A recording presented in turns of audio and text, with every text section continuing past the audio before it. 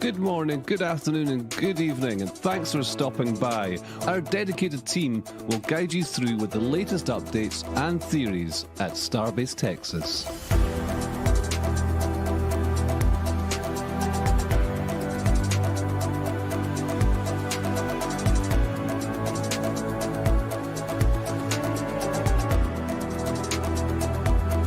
If you're new to the channel, be sure to hit the subscribe button and the bell icon for future streams. 9, 10, 9, 8, 7, 6, 5, 4, 3, 2, 1.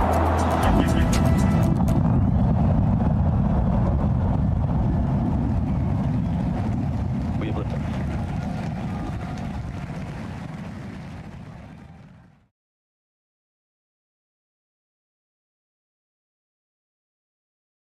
Good morning, everybody. My name is Zack Golden. Welcome to another Starbase Weekly live stream. Have an amazing stream for y'all this week. Tons of stuff to cover. We have 3 flyovers in 3 days. So we got some images from the kind of wet dress rehearsal from the aborted launch attempt that basically turned into a wet dress rehearsal, and from the actual launch day. So pretty rare event to have 3 flyovers in a row. With that said, I don't normally, push for people to donate where possible, but if you guys do feel appreciative in that way and have the ability to do so, I will probably mention that a few times because, as you can imagine, doing basically a month's worth of flyovers in 3 days is not exactly a cheap thing to do. And on that note, shout out to Mauricio for getting up there to do that. And that definitely takes dedication. I can only imagine what he was thinking when that scrub happened the first day. I know that I was thinking about that when he was up there. I was like, oh, I wonder if this is going to mean that he's not going to do it on the actual launch day. But luckily, he was able to get back up there. So that was really awesome for us.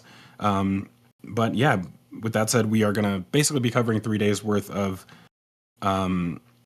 3 days worth of flyovers, and so I'm going to try and move us through some things kind of fast because I know that people will also want us to go over some of the actual footage from Flight 12, so definitely want to save some time for that at the end without going way overboard on time. Yeah, so we're also I'm gonna wait to cover that stuff until we get through day 1, kind of just go in chronological order. So with that, we do have Alex and BJ joining me today. So thanks for being here, guys. Good morning, all. Yeah, good morning. Glad to be here. Exciting times after yesterday's events. Yeah, I was really excited because I wasn't sure whether or not they were actually going to pull it off yesterday. But and this is something I said on the Avid Space stream. It always works out in the end when there's a scrub for some reason, because anytime they don't, the weather is usually not as good, and then the next day it's usually far better. So I think one way or another we would have had good views from SpaceX, but sometimes you also want those ground images as well, because SpaceX only shows like certain views during the stream. Like there's times where I was wishing they were on a different camera, but that's why good weather is really awesome, because then it allows us to have people on the ground from all different angles, filming and catching different details. So everything worked out pretty well yesterday. But like I said, we will get to that when we get to day 3 of the flyovers. In the meantime, you can see this was fairly cloudy on the first day. Bunch of tiny little, I don't know. I was going to try and name what kind of clouds these were, and I'm not going to do that. But we'll just call them a bunch of little puffy clouds all over the place that I'm sure Mauricio was dodging around the entire flyover. So that's always fun, having to shoot through the clouds like that. With that said, what? Why does Indian Star have 2 names in the chat?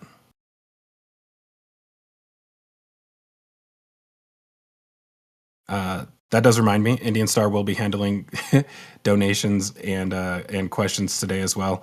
Okay, I see now. That's just the pinned chat at the bottom. Okay, so, anyways, we'll go ahead and move over to Massey's. And I think I'll let either BJ or Alex kind of lead us through Massey's, because I have a little bit out of date on Massey's currently. So we'll go ahead and probably start with the static fire test stand. I don't know if there's anything new back here.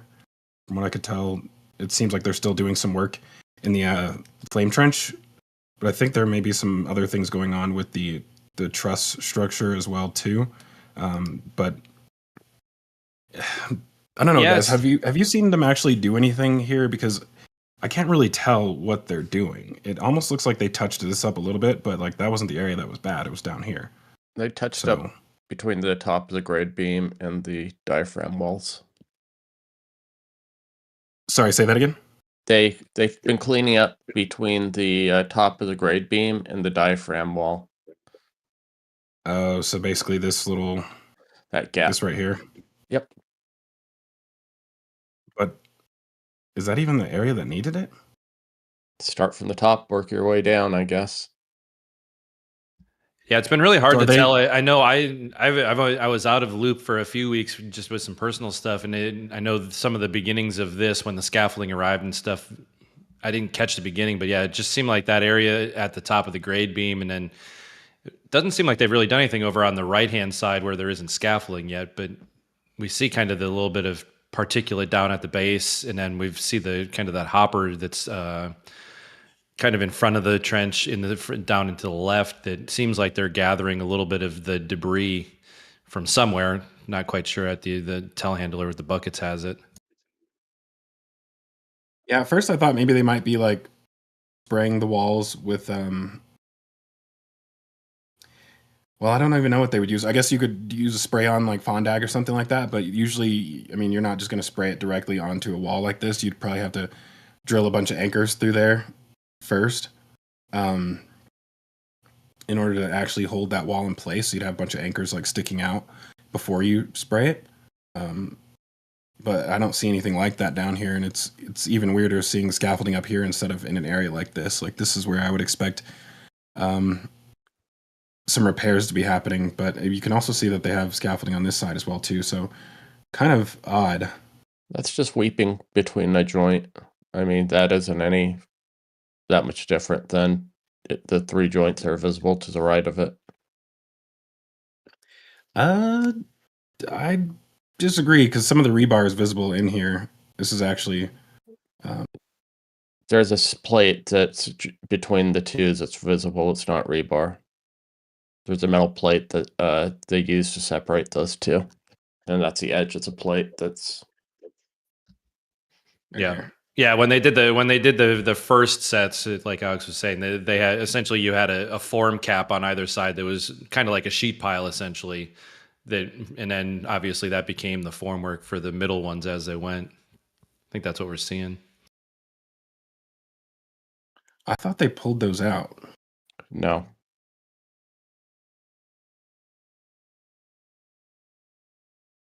Yeah, I see it now. Interesting. Yeah, I thought that was something that they normally pull out. They normally do pull them out though, right? Depends on the type of wall they're doing. Okay. Because they're also using that to help center the cages in it as well. Right. Yeah, that makes sense.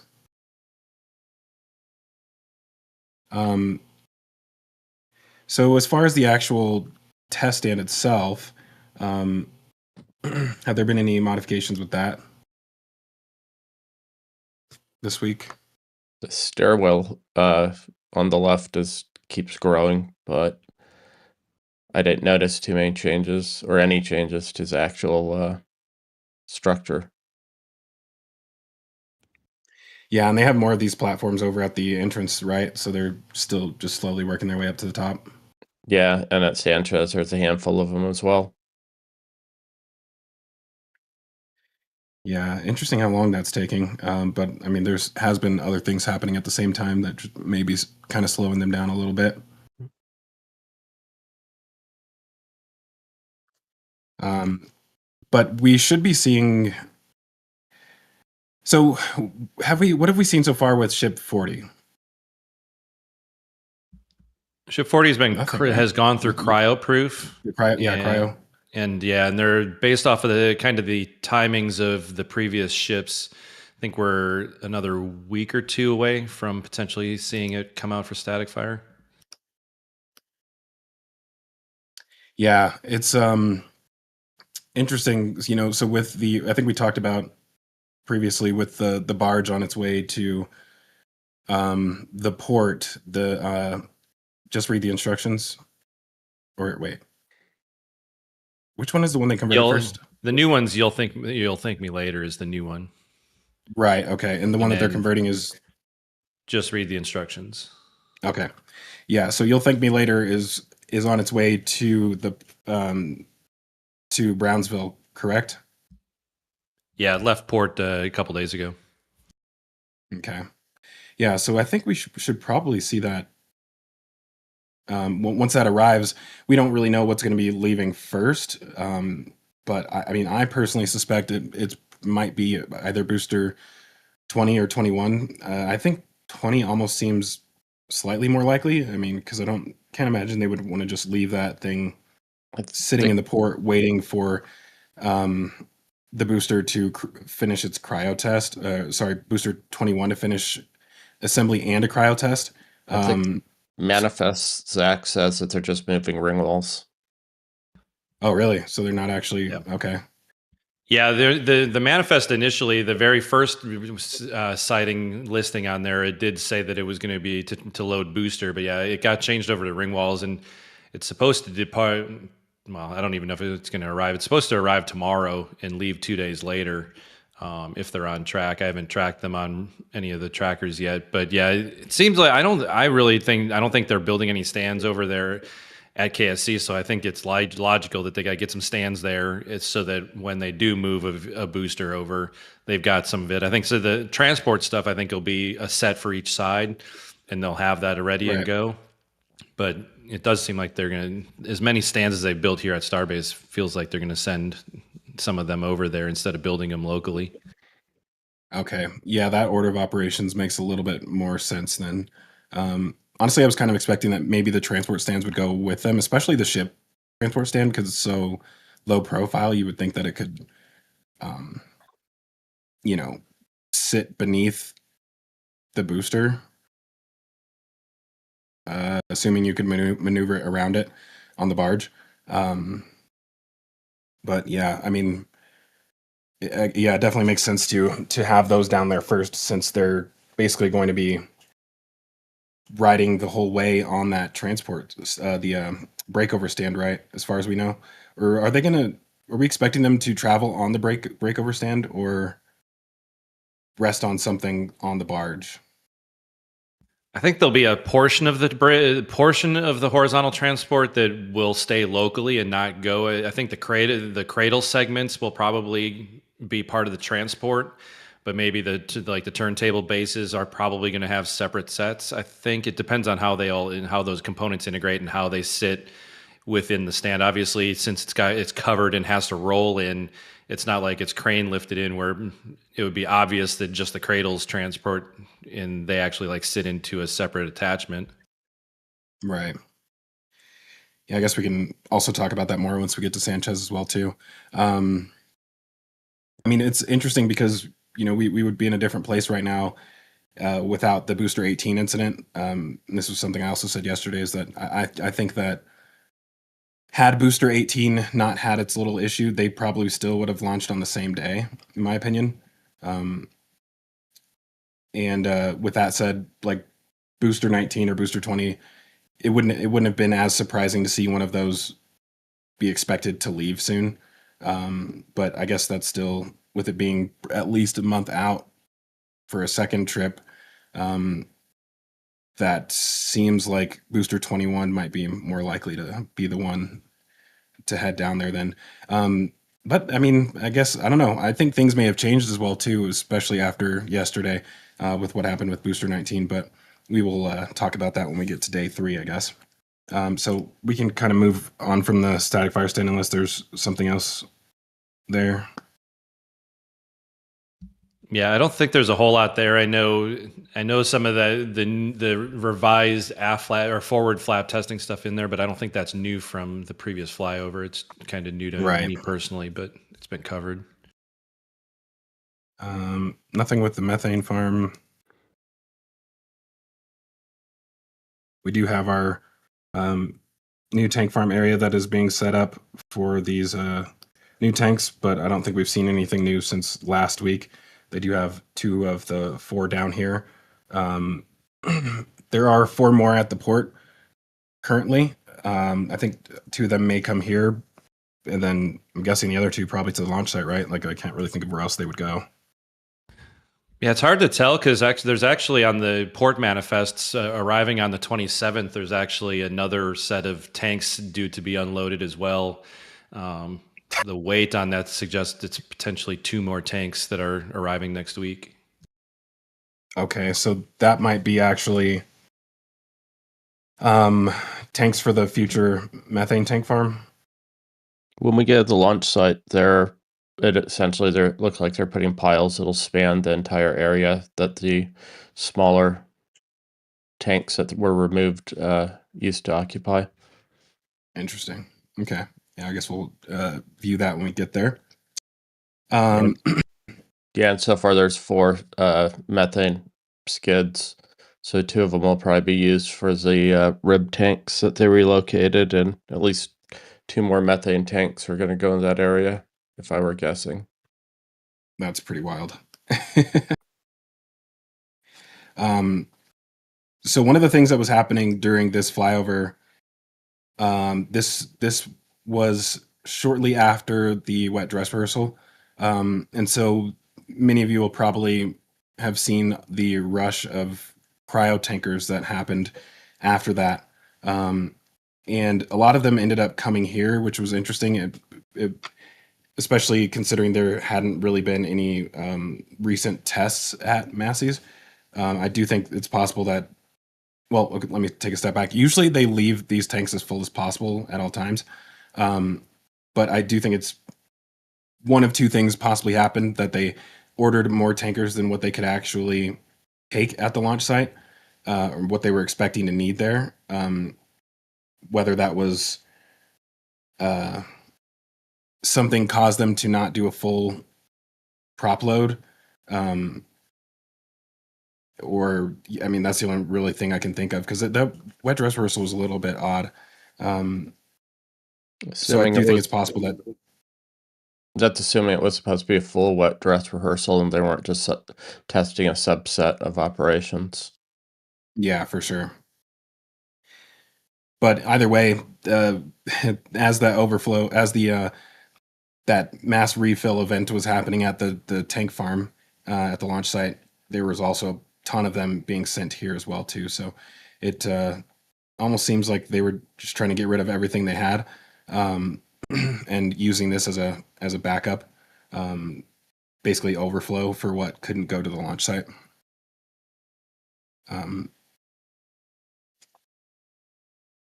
Sorry, I just got distracted by something from the chat. Yeah, with the cryo stands over here, I don't think there's anything new with those. Another. Yeah, I didn't notice anything new there. I mean, really, the only thing I even saw in this general area was that those two reaction frame segments were transported from Sanchez and are kind of over where the nose cone jail used to be staged. But then, in general, this whole area didn't really show any differences to me.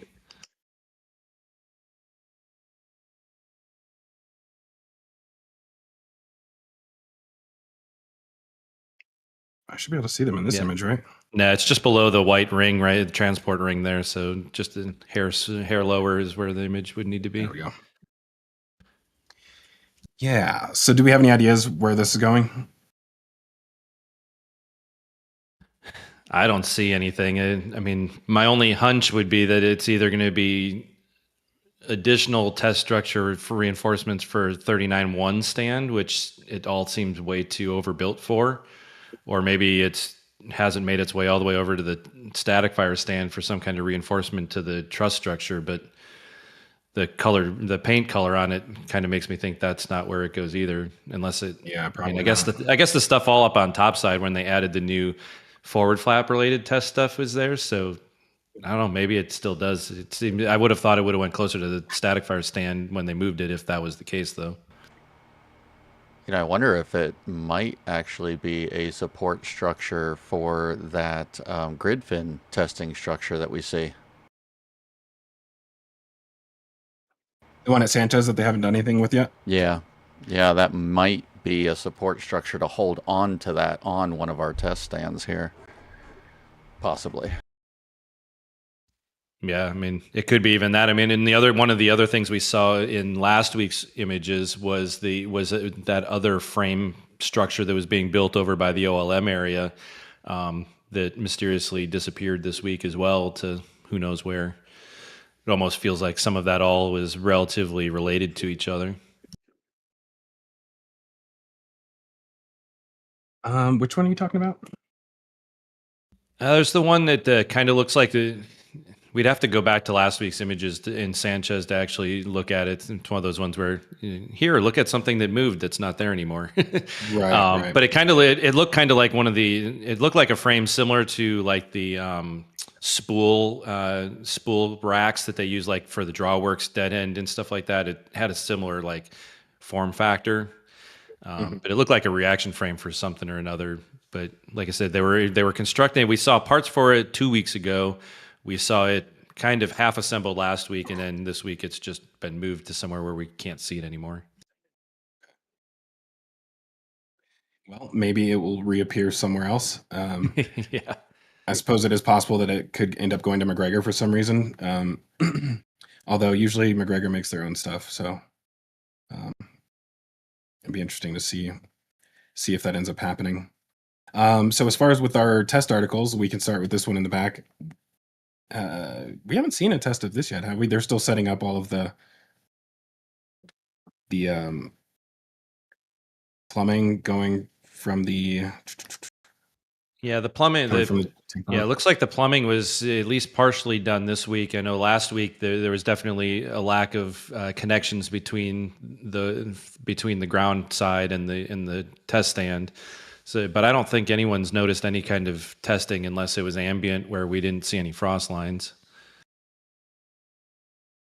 Yeah. Have there been anything new added to the nose cone jail itself? The wonderful stairwell, but the access stairs that were in that shot. Oh, are you talking about these over here? Yeah. Yeah, this is a very strange one. Still.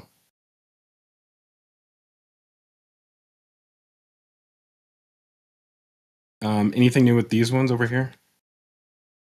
No testing over the last week or two. Yeah, I'm not fully aware. I know that I'm not sure the timeline. I think the like the grid fin actuators and stuff had been attached on 18.3, but I think that may have actually been a week earlier, just when I wasn't hanging around too much. Right. Yeah, very strange that those two tests are as late as they are.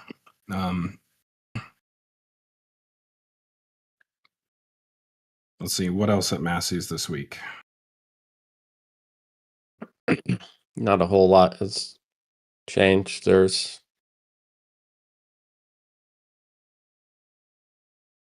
Massey's has been pretty quiet. I mean, really, the last few days, really the tanker activity is really the only thing that's been there. I mean, even when we look at the 2 follow-up flyovers, Mauricio did grab some images from far away, but obviously the distance and I think just them being preoccupied with launch, the site just didn't seem to be doing anything.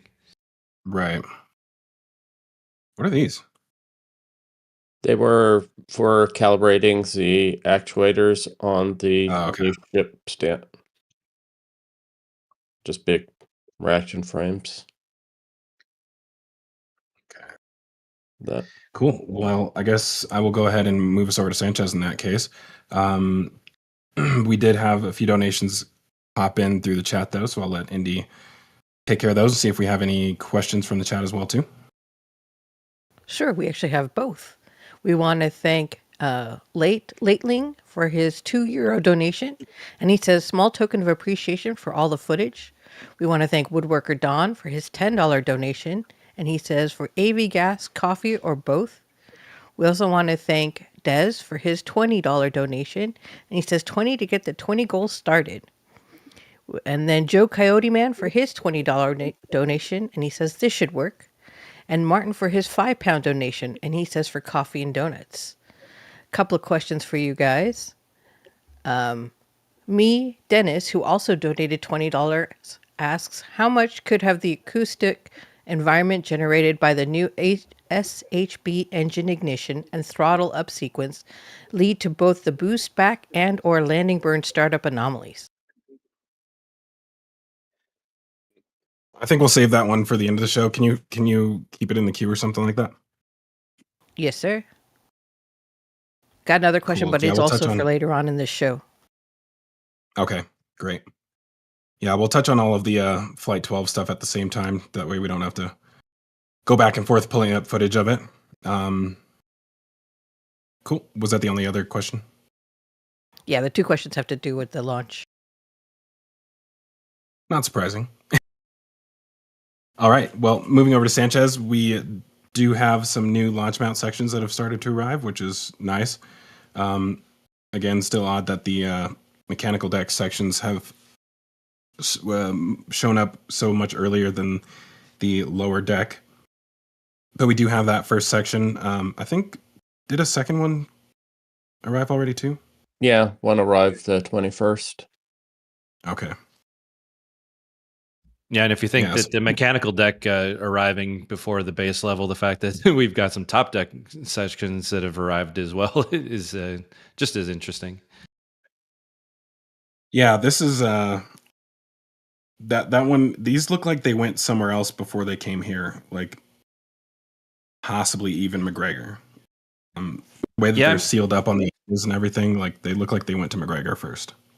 I mean, they're the full quarter section, well welded together. So, yeah, I'm really curious for someone to do a flyover at KSC and Roberts Road and see if any of the ones that were there are missing, or if these are new ones, because they had, I know they had 3 segments. I'm not sure if they had all 4 segments for a potential Slick 37 launch mount already set there at Roberts Road. So it's one of those, did they build a whole bunch of them off-site at a third-party location and brought them in complete instead of in the pieces? Or did they move the ones from Roberts Road here thinking they were going to need this one before 37 needs one? Right. Yeah, 37 is coming along pretty fast. We haven't seen they haven't started stacking the tower yet, have they? No. That is surprising. Their original engineering recommend was to do the in-ground work before stacking the tower to minimize chance of movement. Yeah, until you had posted that clip out of that one document, I was surprised too that they didn't start stacking as early as they did, especially since there was rumors that the luffing jib off the 13,000 was needed at another job site. I was figuring they were going to rush stack that so that they could send the parts out. The fact that they were able to leave that crane there as long as they have without actually needing it is interesting to say the least. Yeah, I'd Deep agree. pockets buy you a lot. Yeah. I mean, do they have to pay for delays to other projects normally? You lease the equipment, and it's your lease contract. You can do goodwill, and if you're not using it, send it out early, or if your project allows flexibility. Yeah, I imagine the mobilization cost is pretty expensive to just let it leave and come back. So I did see a question in the chat about transport stands. Just caught my eye.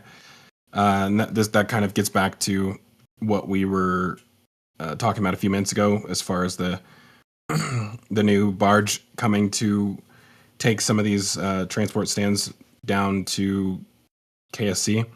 So I'm imagining these two are probably going to be the ones to go. Yeah, I'm undetermined, especially on the ship side, which specific ones. The fact that they built 4 of them here there's just no need for 4 of them, in my opinion, at this point, anyways.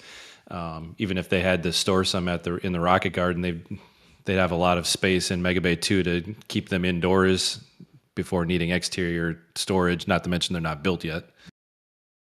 Yeah, I would agree. So maybe 2 ship stands and 1 booster stand going down there. I mean, based off the numbers they've got here, that they've got at Starbase and what they would need potentially, yeah, I would think that 2 ship and a booster leaving would be a logical first step.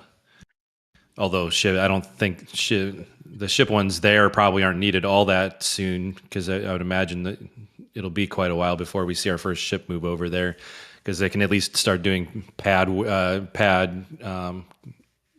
testing initially with the first booster when it does get over there. Yeah. I mean, you could tell they're ramping up production in order to be able to consistently supply Florida. The simple fact that they have 4 of these now for the booster aft section plumbing just kind of lets you know that they're going to be moving pretty fast as far as stacking operations here in the near future. I see a new stand down here. Do we know what this is about? No. If I had to hazard a guess, I'd say something with some breakover, perhaps something for the ship aft, actually. Yeah, that's an interesting one. I haven't had any really good ideas. I mean, I've thrown a couple of like dance floor adjacent thoughts, but I don't think that those necessarily are good ideas either. Yeah, I mean, it almost looks like a lifting jig. Yeah. I mean, it's a lot of reinforcement for something like that. What were you going to say, Alex? It's just kind of strange because the underside of the ship has the clamps don't really have, their symmetry is different than it was before. So the 3 points are like a wiffle tree, don't really make a lot of sense except for hoisting something from the top. Mm-hmm. So, work type platform, or I was thinking even that they might put it for if they make some sort of adapter type ring, because we haven't seen any sort of definitive ship related breakover equipment yet. fixtures. So one thought I was kicking around is that they'd have a sort of a quasi ship to booster adapter ring. So with the 6 ship clamps, and then the underside of it would have the 20, or in this case 12 or 10 booster style clamps. But that's just a bit of a This does look like it lines up with 3 clamp positions, right? The symmetry on this is now down the center. It's no longer radial. It's mirror symmetry. Oh yeah, I forgot about that. Right, yeah. That's why the 3-point no longer really. The only thing that sort of tracks to is a booster lift. But if you're reinforcing like a ring, like the top of the hot stage type ring, you could use this sort of frame. But there's nothing here that would support that theory. Yeah, the only thing I'm just noticing looking at is the kind of the way some of those inner spokes are angled. It does feel like that the three spokes of that are not equidistant from each other, which might actually kind of lend some support to your thought maybe that it is related to a ship aft related breakover portion. Kind of that left spoke, you can kind of see how on the bottom face, you can see those inner chords. That left one angles, whereas the one on the right hand side goes straight through on those inner joists, essentially. Yeah, right there where your hand is, or where your cursor is. You see how that one curves, but on the right hand side of that same one, it's kind of straight through, almost making it look like the radial distance on the right hand side is different than the two that are bottom and top left. Yeah, that's a good observation, BJ. Yeah, I hadn't necessarily noticed it before until just now, because I didn't really even think about the thought that you had there about it maybe being ship related, that it would be able to connect, but that would maybe allow it to connect to, I guess, the 3 clamping locations that are actually on ship. Right. Yeah. Well, which would also, I guess, line up with the 3 clamping positions of a hot stage ring too, as a throw it out there is I'm still not in the belief that they're going to break over booster from the top of the hot stage. I think they're going to have to use the grid fin sockets in some form or fashion, but that would also just as much as it would be able to clamp to a ship, it would be able to clamp to the top of the booster as well. Yeah, I'm with you. It's that the grid fin sockets seem to make the most sense from a structural point of view as well.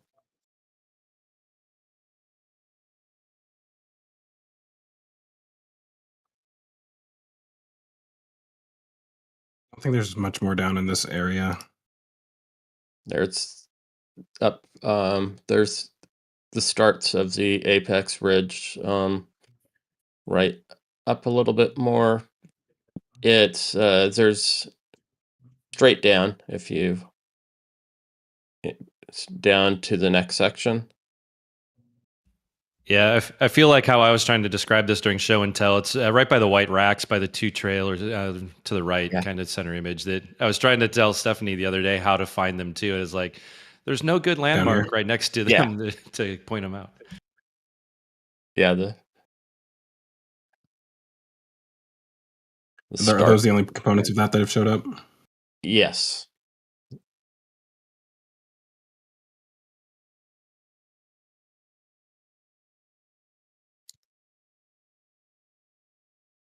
Yeah, last time they stored them down here, but there's not as much space down there anymore. And then for 39, they stored them right next to the ground fab building. Yeah. I haven't seen anything outside of here either. No. Yeah, I almost forgot that they had built that the 39 Apex was built here and then moved.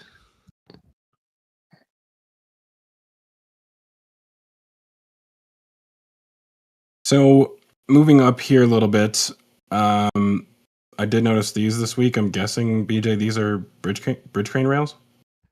Yeah, they were formerly they were across from the Rocket Garden up till a couple of weeks ago. I think last week they started moving them here, but it's the beams that actually support the the track rails that'll get mounted on top of them for the main crane. Well, I think it's mostly the main cranes, but I think the stacking cell crane ones are kind of mixed in. Yeah, what are they doing to them? Are they just adding tabs onto them? I think they're working on the actual, like, the similar to how like train tracks go onto concrete ties. I think they're adding the actual the hardware that actually secures that train track rail to the top of them before they go in. And then there's also some additional tabs that get attached to the building in the middle of every span. I'm trying to remember at Roberts Road if those were pre-attached to the building side or the beam side before they were lifted. So they may not be there, but they could be prepping the welding surfaces essentially. I see a question from Jake in the chat. Fly Jake, where will they build the Pad 1 launch stand? Right here. Same place they built the first one. So yeah, they will completely build this out right here. Just like they did last time.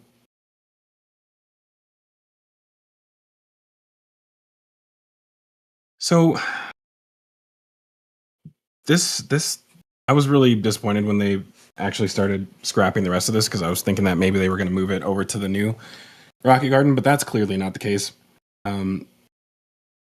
The scrapping of this is different than everything else, though, because it just seems like they're being so much more methodical about it for some reason. Like, instead of just tearing into it, it seems like they're almost doing it in a way where they want to leave something, like almost like they're going to leave this part for display. I don't actually believe that's going to happen, but the way they're taking it apart makes it seem like that.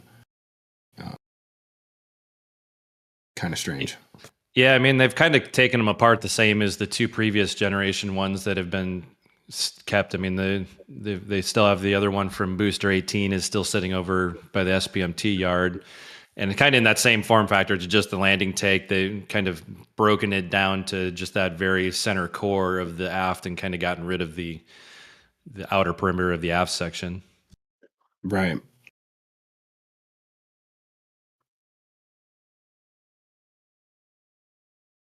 So if that other stand that we were those I guess truss sections are potentially meant for this, then we'll probably see this move to Massey soon too. I'm expecting maybe. Yeah, we've been the fact that it hasn't already gone to Massey. It's kind of been in this nearly complete state for quite a few weeks now. The fact that hasn't moved yet, and we've had a flight and all that, it's all really odd on the timing on why they haven't used it for any testing yet and moved it to where it's going to do said testing. So the timing of some of these structures is kind of odd. Definitely.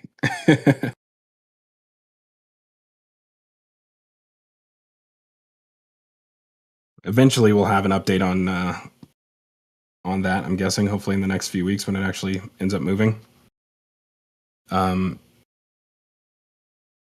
Moving over further, I have to go back and look at the older flyover images. So, I'm kind of confused. Were there originally Tesla Megapacks in these locations? Yeah, those 6 were moved, were taken over to Massey's. Right, okay. I'm wondering if we'll see new ones over here, or if they'll strip these out and...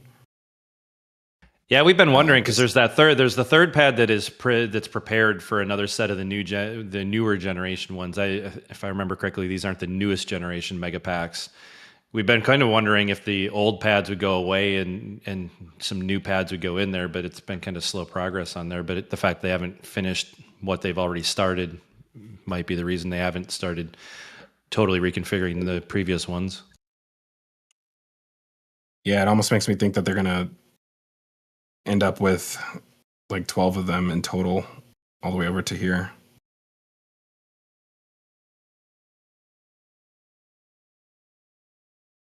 They now have 6 at Massey's currently, I think. Yeah, I believe it's 6 of the old generation are there. I'd have to go back and refresh myself on it, but Right. Let's see. Moving over to not much over here, but other than the transport stands that were waiting to go move Booster 19 out. Oh, wait, sorry. No, this had already, Booster 19 was at the launch site at this time. So this had been transported back here after sending Booster 19 to the pad then? Yeah, okay. So the breakover stand, have we seen any additional progress with that? Doesn't look like it. No, I don't believe, to my recollection, I think from the previous flyover, nothing had really changed. They were just starting to put some of the initial hardware on the set of slides there at the each end, and kind of getting what we think are those some manual clamp positions ready. What happened to the other piece? The other cradle is to the left of that stand right there, and then No, the two turntables are right there, just above. No, I'm talking about the other one, the actual breakover piece. Yeah, it's in the shadow of Booster 12. There, you can just see the one arm to the right of it sticking out right here. Yeah, it's been over there ever since it moved, so that they could build the Pez box over there where they're building it at. Yeah, when they brought the Pez loader into the Mega Bay 2 last week, it kind of confused me because I wasn't sure if this one was finished yet. I was actually kind of surprised. I was like, dang, did they finish it that quickly? But yeah, I guess that was just the old one that we hadn't seen in forever.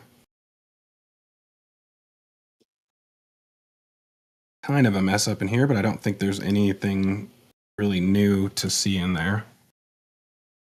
Yeah, not really though. Really, the only thing in this area is the amount of cleanup that they've done over in that corner where they built the structural test, the new structural test stand. Seems like they're getting ready to turn that into some kind of new work area.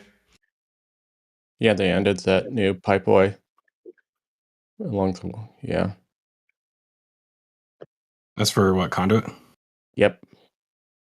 Or electrical cables. Yeah, probably direct wire usually on those frames, but yeah, same purpose.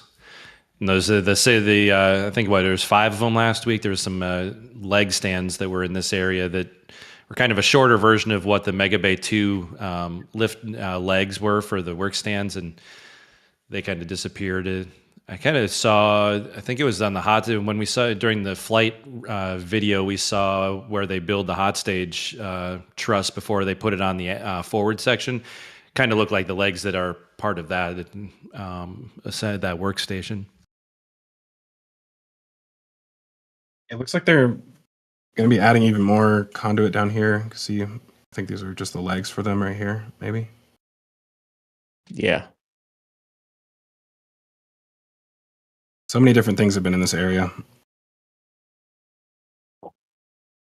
Yeah, revolving door of work area, kind of like most of Sanchez. It's like we're done building this, and then we're going to go there, and then we'll build something here, but then relocate it to somewhere else because we've got a new plan for this area. It seems like that's just the status quo. Must be tough to keep up with all the amount of stuff that's happening at Sanchez on the logistical side. So moving, I guess, over to the build site area. Unless there was something else in Sanchez. I don't think there was, though. No, I think moving towards the build site and kind of the Raptor's nest when we find the one that's uncovered. This particular image has the Raptor van while it's still covered, but I know there's some other images that we got some good views back there of some new hardware.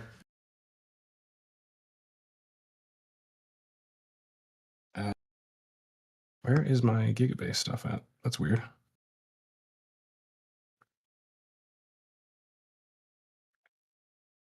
Okay, I guess I didn't open it up. Give me 1 second.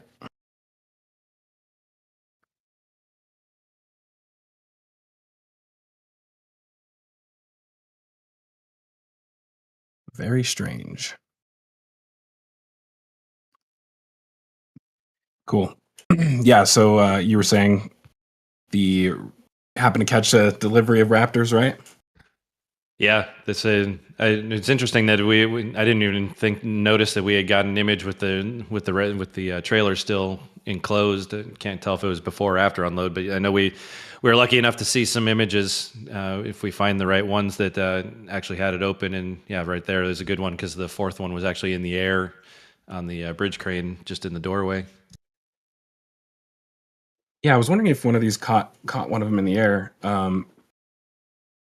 And I didn't even realize that one was in the air. I thought that was sitting on the ground, but Yeah, and what was interesting in one of the other images, we could see it. It was a little later in there, but the middle one that's still on the trailer right now happens to actually be one of the returning engines that was used in the 10-engine static fire 78 there.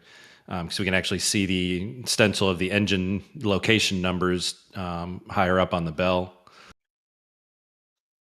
And the fact that we were able to track 78 was part of that 10-engine static fire test and sent to McGregor Right. for additional testing. Good to know that they're able to repair them despite having so much of the internal cooling stuff. I was wondered how they would actually repair damage to one of these engines if something happened.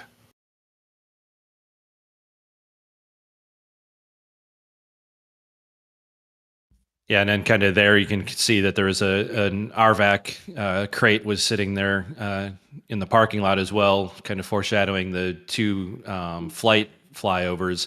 We actually saw that one turned, and there was a second potentially empty crate there on the left, to the left of the grid fin. That's right. An RVAC crate. Yeah, there was actually two of them there in the next two flyovers during the two attempts in the launch. So these are probably new engines. Yeah, I would imagine it just arrived. I feel like they probably unload them immediately, and then when we see those crates outside, they're probably empty at that stage. But it's hard to tell whether it's full or empty. That would make sense, actually, to just leave them out here until they're ready to be shipped back. Yep. Those are pretty cool crates, though. I like that. Let's see. So nothing really new down here. Yeah, not in that area. I think I'm not sure that this image gets far enough up, but we got a good view from this kind of angle in one of the images of the footing work that was being done on the factory. Yeah, actually right there is a good one. Up, you can see the opening in the side of Star Factory where they're doing new foundation work that is likely to support the connector building between the factory and Gigabay, as well as probably putting in some new ones for those particular Star Factory columns as well. Oh, is this just this is kind of weird to me because I expected that they would end up removing this whole wall. Oh, never mind. Sorry. I'm thinking further down. So I'm guessing this is like just a entrance to the building then? That doesn't actual doorway?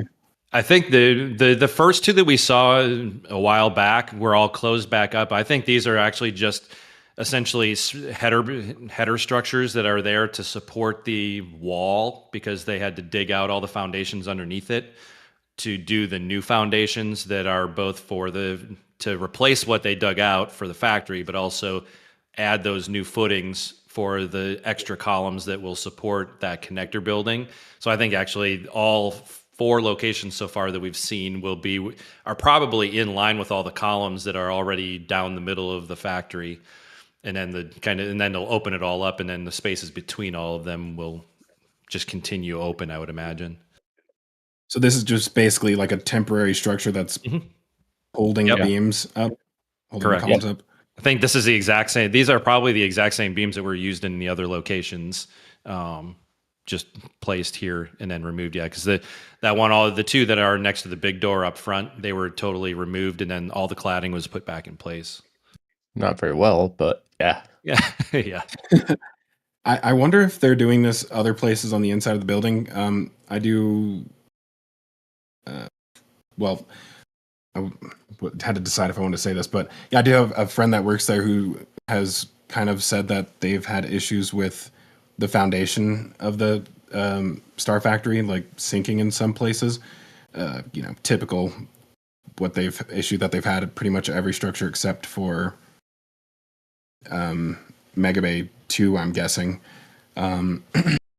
So yeah, did wonder if they were going to have to do something to actually stabilize it. So I wonder if they're doing some of the stuff inside as well too. I mean, they never tied any of the structural columns together. This is just built like light warehouse construction. Yeah. If the slab This is was very strange. properly reinforced and supported, it should have moved as one coherent unit. Right. But they were all individual slabs for each column. Each footing is on its own pad, and they're not tied. The only ones that they tied were for the factory. I mean, for the office annex. That is super strange. I'll never understand why they did that. It's light construction. It's not carrying, the shell is not carrying that much load. Right. But you do have all the bridge cranes, though. I mean, that alone, I would think you would want every column on that rail to be tied into each other, so you don't end up with issues with the bridge crane moving across the rails.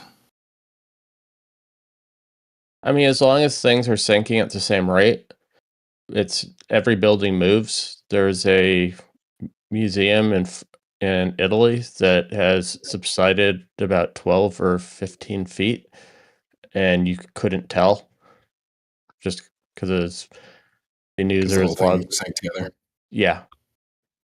So that's your intent for any of these foundations, is you want it to move as one cohesive unit.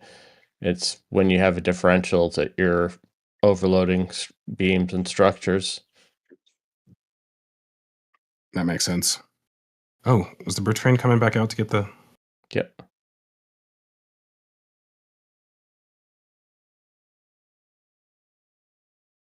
So moving on to the Giga Bay.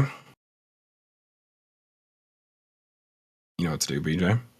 Yeah, I mean, it's been relatively quiet. I mean, they a little bit of progress has been made, but due to some of the current events that we probably shouldn't discuss too much, there's been some delays in how things have been going, and obviously with the flight delays and wet dress rehearsals, they weren't working a whole lot during that period either. So I don't think really there's much new from the previous flyover. I forget what the status was, but just continuing with this sixth level here with all the bridge crane rail supports, especially over on the factory side of the building. It's just been taking a lot of extra time because finishing out all the stacking cell steel. Because when they did the previous level, they only really did about half of that level, and the rest couldn't be done until they could tie it into this next level of column because of the columns having staggered top heights, essentially. Right. But cladding has made its way all the way around at the current level. The red Buckner crane that had been doing that install appears to have left maybe even a week and a half ago, which I hadn't even noticed at the time. But at the 7th floor, they've got that safety netting. They're still working floor concrete at that level. So it seems like cladding is maybe caught up to the level of all of that groundwork within the floor work inside, and they're kind of at a pause point just because they can't do any more crane work without the nets moving up higher, which I don't think can move up higher till they continue with flooring. So it seems like cladding's caught up, and that's why we haven't seen any progress with any of the panel assembly in Sanchez the last couple of weeks. Looks like the door rails. Those ones were added a few weeks ago. I did see, we can actually see here in the right-hand doorway, deliveries of additional ones are staged there in the door on the bottom left there, kind of at the left door jamb, yeah. So it looks like they're getting ready to start installing some more of those. I think they're waiting for paint first. I don't think it has anything to do with paint anymore. They painted that that lowest row. I think I've talked about it quite a while ago, that the very first level of frames were actually hard mounted directly against the columns. the way the upper level modules are attached, they're set off of the column, so the painting of the steel can be done afterwards and isn't as much of a priority. But we did see in the back. We did see in the back aisle, particularly that goes into the ring yard, that they have started putting the frames for the cladding that essentially goes from the exterior cladding up to those rails. And actually, that doorway, we can see it actually this week. I think the last week we saw it only on the other doorway. This doorway is now showing it as well. I did just see something on the other side. What is this down here? Is this just another? That I believe is one of the elevator shaft frames that is pre-assembled and hasn't been installed yet. Oh, okay.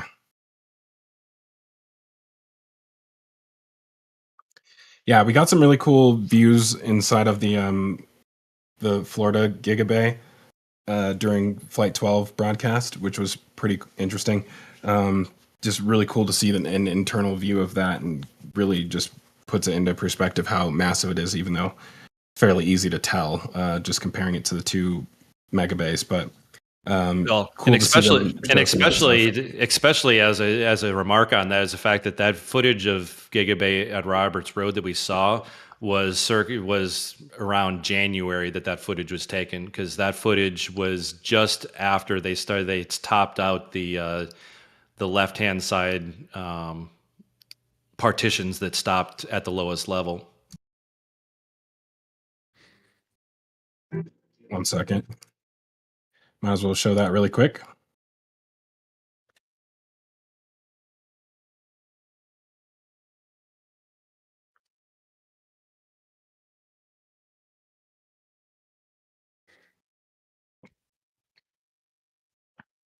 Yeah, and actually some of that footage, I did notice that the doorway was finished on the one side, so I think it might have actually been from a couple of distinct time differences. Like right here, the partition was stopped there, and we only saw 2 floors above the partition wall. You mean backed up a little bit? Yeah, just I think it was one of those ones where it was right here. You can see, so these partition walls stop. This is the maintenance side, not the manufacturing side. Yep. And we can see there that essentially the 5th level, the very top there was the 5th level, because it's a half column. There's a half level of column above that partition wall, and then there's the half column level 5 above it. So when I looked at my tracking of how they stacked, it was quite a bit ago. And then you can actually see through a little bit. You can see where they started the 6th level on the far side, kind of up into the right a little bit more. You can see in that area there's a bigger beam right there underneath your cursor. Essentially, that is the height of the stacking cell cranes. So that was just at the top of the 6th level. It was the staggering of the east and west halves of the building was quite a bit different at that point.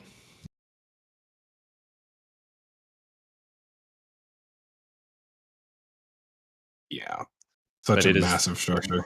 But this is definitely some of the closest views we've seen of any of the Gigabay structures, other than some of the ground images we've seen from Starbase.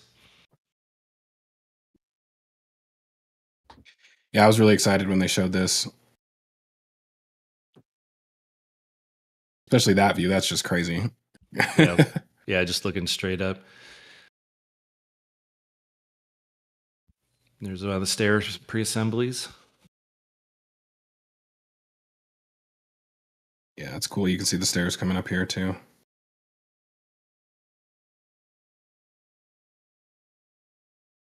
Yeah, I can't imagine standing inside of that thing. Really quick, what do we have going on in the bottom corner over here? I can't tell if they stripped some more concrete out. This was like this before, right? Yeah, that was pretty much like that. Most of the work they've been doing in this area is they've been starting to remove the parapet wall off the edge of Star Factory. They've gotten so far from the front surface to where it steps back. You can see it up on top. Essentially, right now the parapet wall just slopes with the roof now. You're talking about this? Mm-hmm. Oh, sorry. When you say that, I was thinking of this wall. Yeah, not that one. You're talking about yeah. So that parapet wall they've kind of stopped at that point. I'm curious.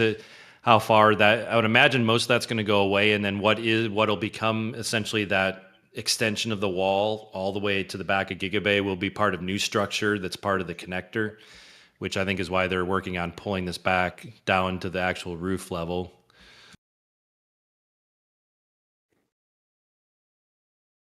Yeah, I saw a image from Ezekiel Overstreet, who was clearly joking around, but it made me think that they had actually connected this, and I was like, what? And I had to actually... He found the vantage point that just made it look like that strip that's above the doorways on Gigabay was connecting to the factory and not the reality that it was. Yeah. Let's see. Anything else interesting with Gigabay? No, not really. I think in a few weeks when we start really starting to see some more of the bridge crane related stuff, and then obviously once we get to the roof. But this level is probably one of the longest. I think if I went back to look at the duration of time from the Roberts Road stuff, this level is one of the longest times that takes the longest, with all the extra bridge crane supports that are. There's just so many more pieces of steel in there. Right. So, the Rocket Garden, or the future Rocket Garden, some interesting things that I didn't notice previously was that there was actually something behind the stairs. I thought the stairway went all the way to the back side of the wall, but this now almost looks like I'm still expecting probably a booster here, but now it kind of looks like obviously still the stairway going up so you can walk along the aft section of the booster, like above the hold down clamp level. And then this almost looks like an entryway to walk underneath it, but I don't get why they would need that if you could just walk in from this direction.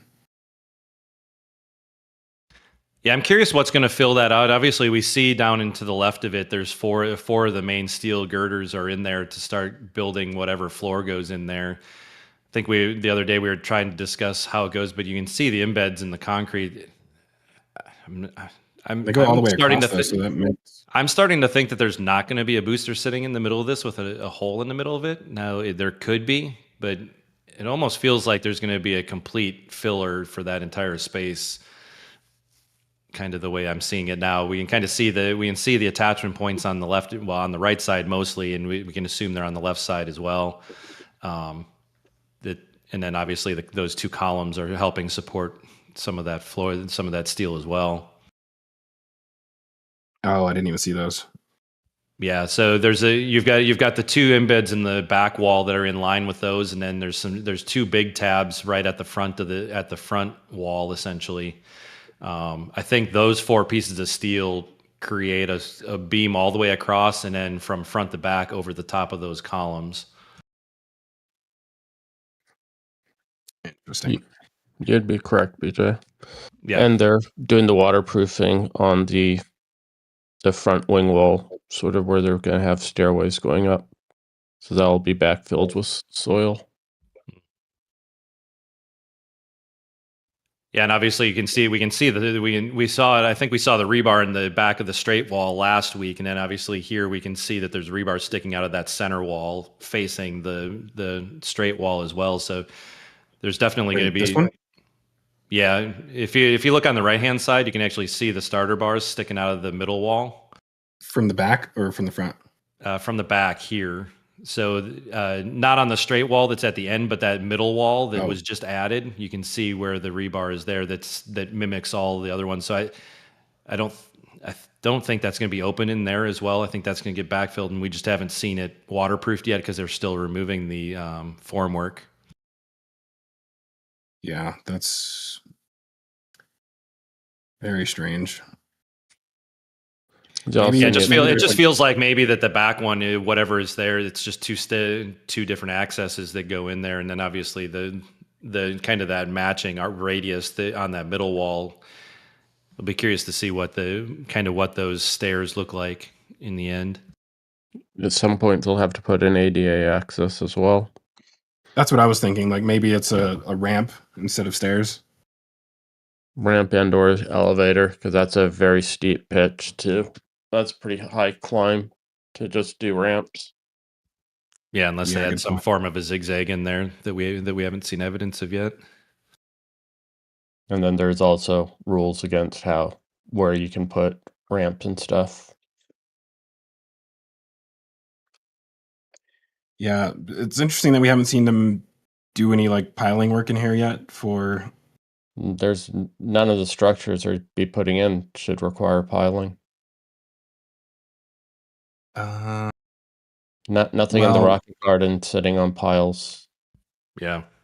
I would just the expect them wind to load put is the piles. only major load that those boosters would be subjected to. Their weight is trivial.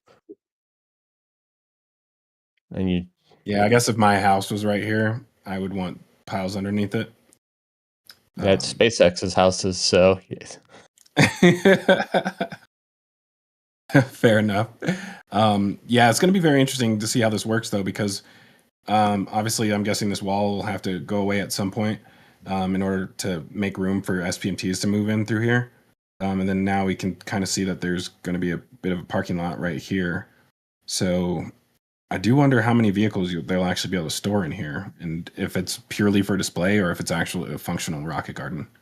I mean, it sounds like it's purely for display, but yeah, the way the that one permit read for I forget which permit it is from the state. It definitely did feel like it was a monument. I think it was they described it as like a monument park, as if it is just that it's not a functional rocket garden. And anything that's functional, they don't have to release any information on because of the way Texas law is written. That's why any of the residential only type structures, we have so much more permitting information in the public record. That makes sense. Yeah, I have always wondered that, actually. Yeah, it's the same laws that they're putting in place in Louisiana as well to encourage rocket companies to move in. What is this? Probably old markings that they just scraped off when they tried to remove them. Or they just put the black tar paint over. That's strange. I don't remember seeing those before. I don't remember. Yeah, I agree. I don't remember those particular shapes either. Yeah, I don't think they were there. It almost makes me wonder if they're going to cut that and put something along there, but I doubt they would put something along the highway. I don't think there's much else to really talk about in the village. I rarely even show the village since we have the Starbase Expanded show now. Yeah, I mean, for the first time in a while, they've been building some more houses, some more of the duplexes in that farther in the middle of it. That one's been there for a bit, but there's a couple farther down that. But yeah, we kind of one of those topics for the Tuesday show. But yeah, those three are kind of in the varying stage of work on the left. It just looks so packed in the village now. It's awesome. Yeah, they're starting to run out of empty lots to put them on, so slowly but surely. Is this the only 2-floor other than these? I believe so. Yeah, I think so. Ooh, fancy. Cool. Well, let's go ahead and move over to the launch site.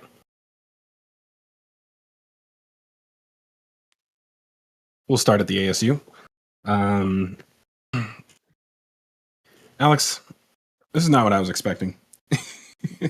They need chills of water somehow, so why not? Well, I guess I was just expecting like cooling towers. They'll be on top. They'll either be on top or on the adjacent pad. Here? Yeah, because these will still need some cooling towers, even though they're using some of the waste nitrogen as their cooling gas. But it's not It won't. Yeah, and I think it'll be above because you can actually see some of the embeds around the perimeter of those skids. Kind of right in the middle there, you see one, and in the four corners, does look like there's some structure to put the tower over the top of it. Yeah, it's the same sort of structure that they had around the compressor hall as well. Yep. So yeah, and more room for transformers behind the power building.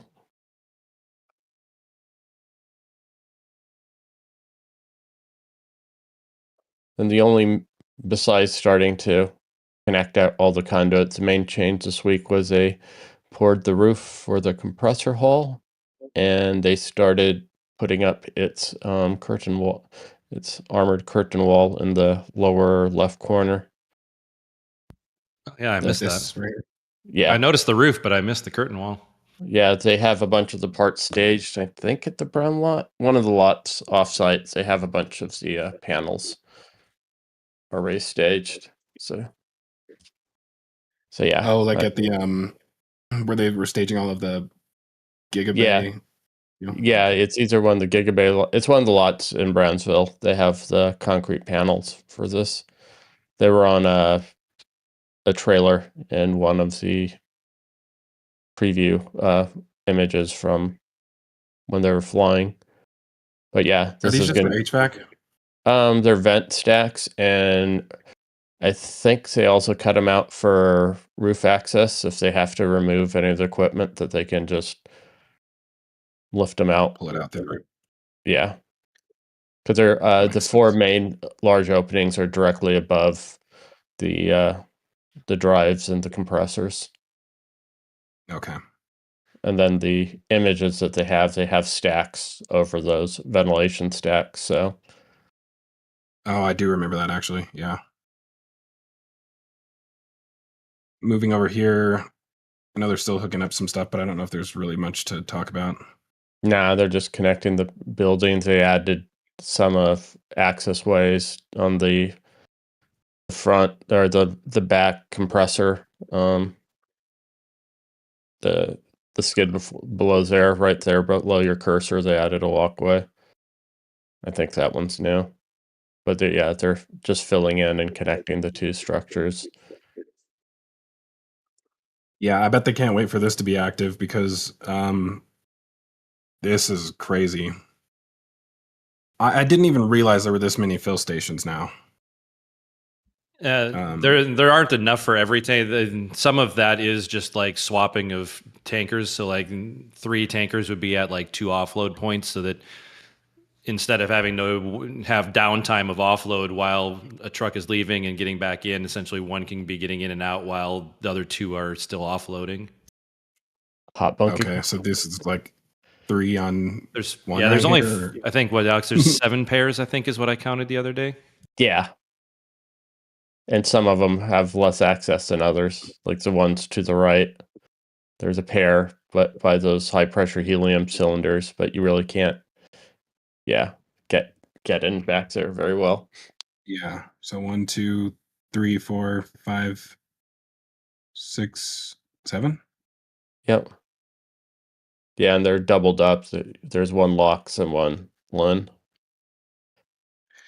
Oh, so they're able to do both at the same time? Yeah. I thought they had to choose. These they went with they replaced the old system with a really dumb system. This really looks like if you're filled up a propane cylinder at a gas station. No, I didn't know you could actually fill them up at gas stations. I thought you had to just swap them out. Now you can. God, I feel like. Yeah. Yeah, this was quite the convoy of tankers all up and down the highway. I think they kind of at one point were stretching all the way back to the build site. Yeah, I think Gazer had a shot of them extending pretty far, probably almost all the way down to Labs lot.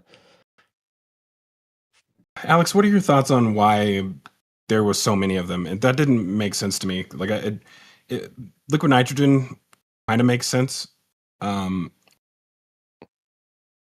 but LOX not so much. I don't get why there was so much. It looked like the tank farm was empty before the wet dress rehearsal. They're pitching a lot of blocks over the wall these days.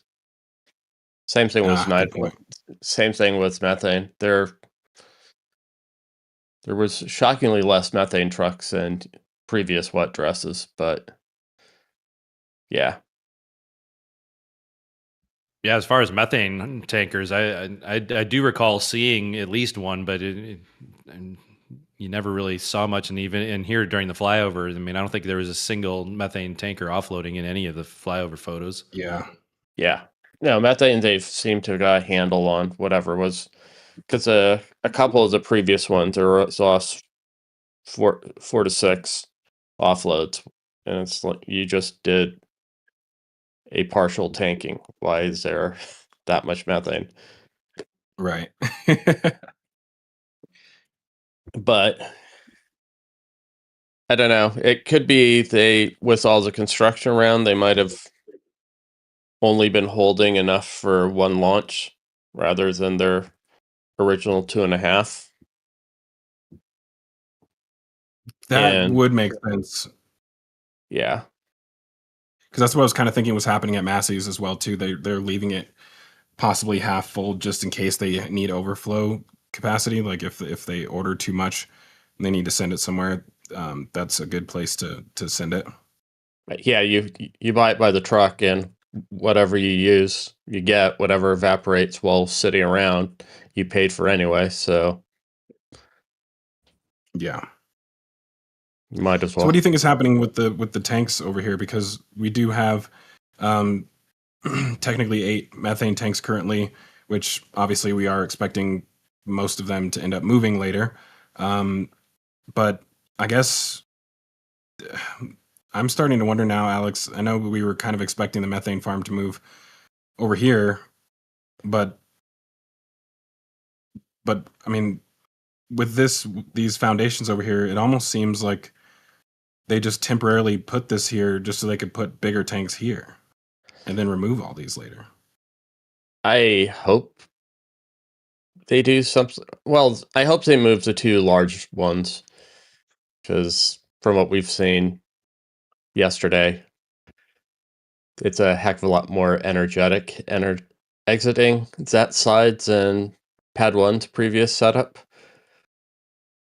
So just because I mean, all of these really are in the danger zone, in my opinion. I mean, maybe these 2 aren't, but the other 4 I feel like are. Yeah, it's a bit concerning. I'm hoping they're just doing a shift, and maybe they'll bring in 2 or 3 more nitrogen tanks, because that's the one area that they're low. They haven't. They only have the original 4. They haven't added any additional capacity, and which is odd because is this where they're putting piles at right here? I'm guessing. All the way. No, they started they're in line with those tanks, and the previous flyover, there's some wet registration looking marks closer to the rib tanks that made it look like they dropped some piles all the way to that end as well, which seems kind of excessive, unless they are just going to do a whole lift and shift. I mean, that's what it looks like at this point. Yeah. Lift and shift. I mean, because really, I think these 6 should be enough without these 2, in my opinion. So theoretically, maybe add 2 liquid nitrogen tanks and probably replace these 2. Well, they have skids for 4, so there might be they might have 8 of the traditional nitrogen tanks, unless they put 2 of the new ones with the 2 ribbed ones, which will make people pretty crazy. Yeah. Yeah, I mean, at this point, with how much venting you get from the tank farm, like I'm almost surprised that they don't need equal liquid nitrogen to what they have for LOX at this point. Yeah, I have suspicions. The reclaim system, I still haven't figured out how they're doing it yet either. Yeah, I was hoping that we were gonna be able to figure that out a little bit better now that we had a flyover with everything frosted over. But I haven't had a chance to look at it myself yet, like in depth to try and figure that out. But that's basically everything that's active here, right? Is methane reclaim? Yeah, they flow stuff into the tanks and then they backflow them. They're sort of acting surge-like. The big vent comes directly from those tanks. So part of me wonders if they're more of doing but I haven't found any liquid nitrogen around them, because for a while I thought they might have been doing like a direct inject nitrogen rejection system where those are quasi condensing towers. So the top gases would almost be pure nitrogen coming out the top, and that's why when they're venting them. But yeah. Wait. Hold on a second. You're saying that you think the vent on the front of this might actually be methane? Those are directly connected. You have the methane going in the bottom, and then you and that's bidirectional because of the way the valve assembly is set up. They either flow stuff in the bottom or they pull stuff out of the bottom of those. And then the top vent that's all frosty just goes straight to the vent down stack. to the other vent. Yeah, so almost as if they're like filling it up and letting all the boil off escape out of the vent and then dumping it back into the tanks once it's full. Yeah, switching to the other one.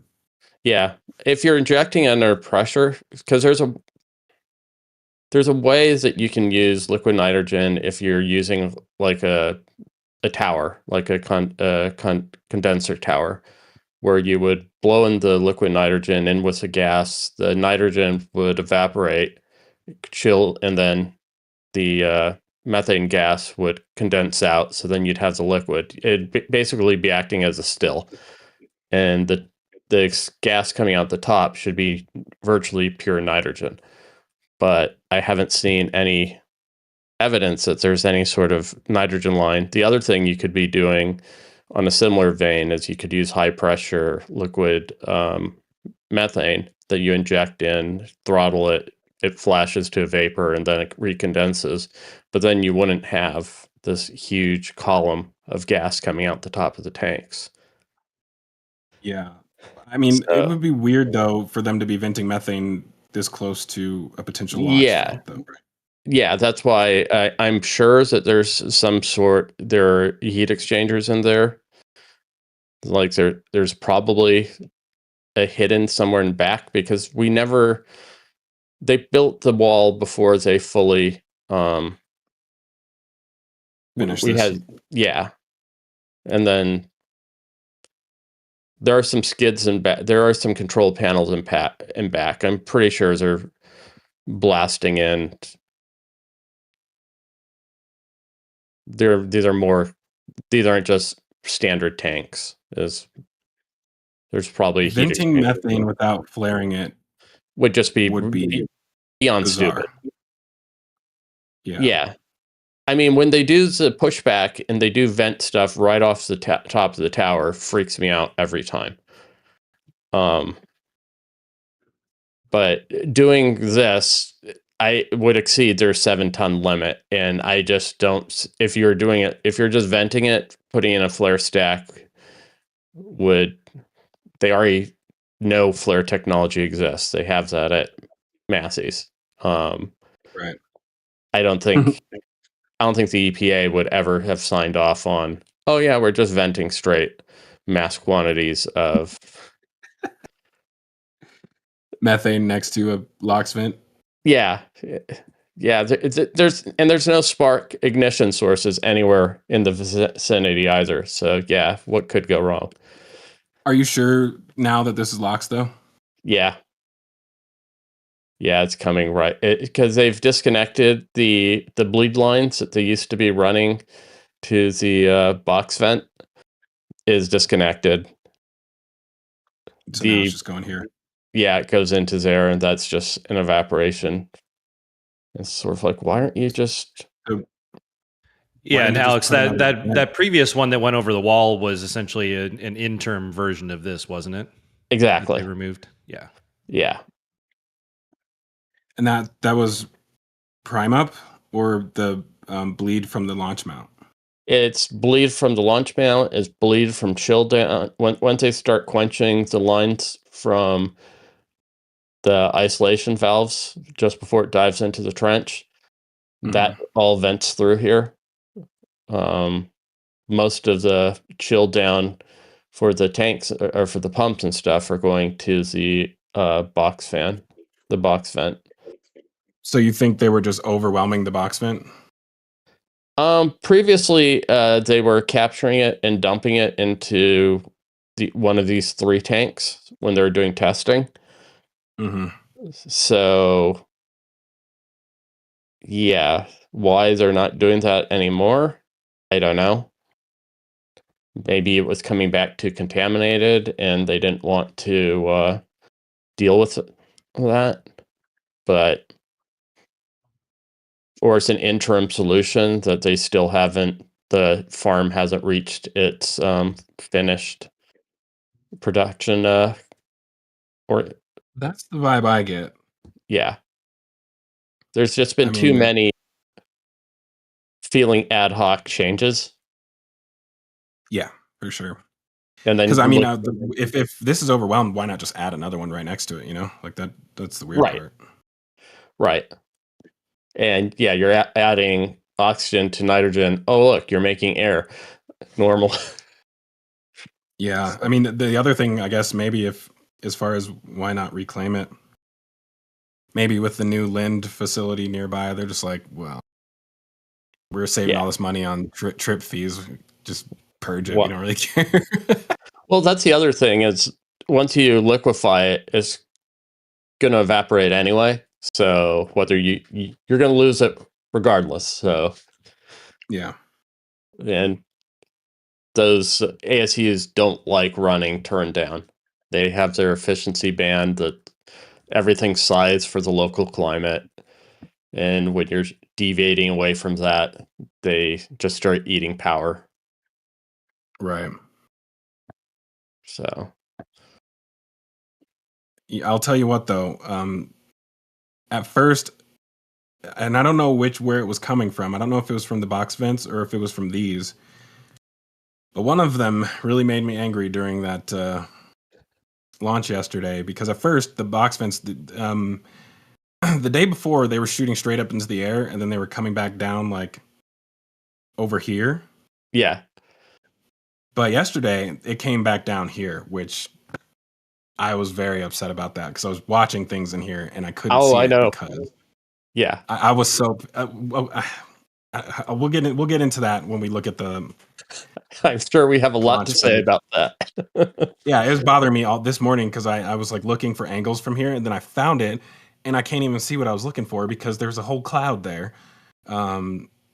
Yeah. So now that I'm frustrated about it, let's move on from the tank farm and get ourselves over to talking about the launch. So pad 1, interesting stuff going on here. They're what? They're starting the foundation for the bottom of the GSC bunker for the basement. Okay, yeah. For a second, I thought that was the trench. I was like, surely that's not the trench bottom. Okay, so that slab for the basement of this, which they start staging the legs for it right there, just below your into. And then they'll have to remove this wall to do the rest of it, right? Yeah, part of that wall is going to be the back form because it drops down probably 10 feet.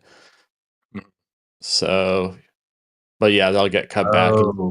Okay, so there's an actual basement to the bunker. Right. Where all the propellant and commodities come in from the basement. And then they go up from the respective slot bays. Gotcha. Yeah, and that's what those two structures on the right, Alex was talking about. The one structure is the legs against the trench wall, essentially, and then the one that's laying flat is the first floor, is essentially the ground floor that extends over the basement. And they already have the pads for the big valve assemblies on the floor. Mm-hmm. Oh, these? Yeah. Yeah, they're not messing around. Moving super fast on this, which kind of makes you realize 37 is even further ahead right now, right? Yeah, 37, they almost have the entire trench excavated. That's crazy. Yeah, and we did actually see in the last satellite run when we saw that the trench was nearly excavated that the bunker parts have started to arrive. It does look like they're going to build that one in place though, as opposed to do this pre-assembly system. I don't understand why this is necessary. Honestly, it still doesn't make sense to me. It's Texas. You've seen how they make offshore oil facilities. I have, but I mean, you could just wait. Right. Yeah, I kind of agree that it doesn't seem necessary, but they must have some kind of goal with it. I mean, it'll shave a month off their delivery schedule. I mean, it's almost like this crane's like, yo, I want to lift something heavy. Give me something heavy. I'm not doing this beam by beam. I'm only going to do it all at once. Got stuff, other things to do. Yeah. Oh, hey, we got our first concrete back here. Mm-hmm. I'm assuming that's where they're going to rehab that and rehab the SQD arm. Yeah, it's in a good spot for the crane to take the arm off right from off arm and put it right there. It's about the crane's about centered between the two. Yeah, that's a good point. Can it reach over like that from that position? Yeah, it probably wouldn't do that with something like this, right? It depends how heavy it is. And they do have more sections for this crane over here, as if they're going to do the roof soon after they do this. Yeah. Yeah, that's all. They had only put it together for the minimum they needed to get the tank lift going on, and I would assume that it's the same configuration that the arm can be dealt with as well. You know, I feel like it was a missed opportunity not having a camera on top of this tower during the launch. True. Because the overflight should have been it should just been offset from that tower. Yeah. You know, I just realized I was wondering where Marvin was. Someday, Marvin will be back. Do we know what's going on with it yet? There's just A-frame and the winches were sent off for refurb at Liebherr. How often does that need to happen? Not this. I mean, it's only the first time that those components have ever been rehabbed. Those were all parts of the lift that were not rehabbed when the rest of the boom went away a year and a half or so ago. Right. So I think it's just for whatever reason they didn't want to send them off at that point. I thought these were part of the bridge apex for a second.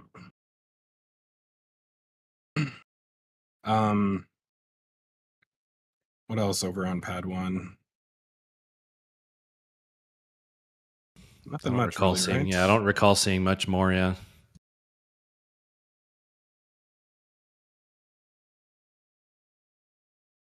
And as far as the surrounding pad, not much really with that either, right? No. Yeah, groundwork seems to have stopped. I mean, at this point, and they're just kind of configuring the dovetail out there to be a new work area, and obviously packed up for launch. And took it all apart. Yeah, right. They started spreading it out just to do that to it. Wait, what was over here before?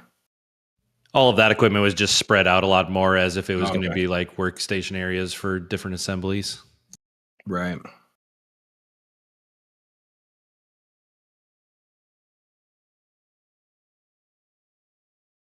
So moving over to pad 2.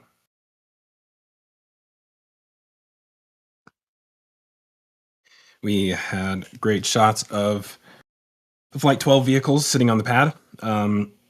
And one thing right off the bat that was interesting to me, which I'm going to now have to make corrections on immediately on part 4, which is fun. So I guess this definitely explains a lot now that I'm seeing what's happening here, because I'll just go ahead and tell the whole story of what I thought was going on here. So there was a point after my second episode in the series where I thought that they maybe had already gotten the municipal water supply online, because there was a day where there was like 20 water trucks that came over here, and I thought that they were draining the entire water line from Brownsville, and I even went as far as to count the number of trucks, the volume that they carry, compare that to the volume of the 15-mile water line, which is like 200,000 gallons or something like that, when it was kind of close to how much water it appeared they were taking away. But apparently they were not taking water away, they were dumping it, which is interesting. So I guess now we know that the pumps that were underneath the water tanks over here were actually sucking water out of here. They put a sump in there in that corner. Yeah, so they're pulling water out of here to fill the tanks.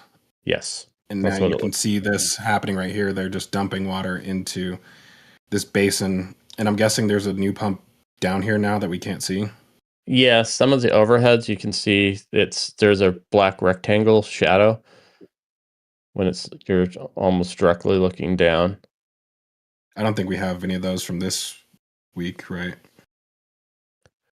Yeah, I think it was most visible a few flyovers ago when they were actually doing the construction there. But like Alex said, there's definitely seemed to be a sump basin in there that they're pumping it and pushing it up to the tank farm instead of having to pull it. Yeah, this one, see in the corner, there's that dark. Yeah, that's a sump. Super unexpected. When Ryan sent me that, and I was like, "Shut up, Ryan." Not doing that. Then I had to go look through the images myself, and I'm like, okay. Yeah, I sent you the image of the pump skid when it was removed 2 weeks ago.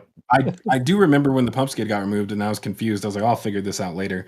But I mean, to be honest, okay, well, I mean, I guess now we know why the 13 pump station is not being used. I guess I'm not giving away any free shirts. I did say that I was going to if somebody figured it out, but actually, whoever was the first to point this out, I'll probably send it to them. Was that you, Alex, or BJ? One of y'all? Sounds like Ryan was. Yeah, I don't know about first. I know I remember when I first saw that. I didn't see the skid leave, but I remember in that, I think it was the first flyover after it left, I had made that comment to you. It's like, it's gone.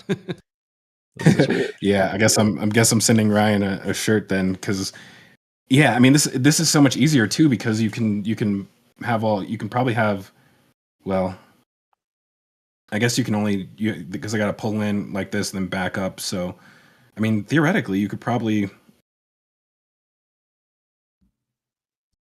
quite a few of them. Yeah, I mean, I think on some of the Avid cams, I mean, we saw somewhere up where is 8 to 10, something like that, all backed up at one time. And during the launch stuff, flyovers, I mean, the retention pond was nearly full during both attempts.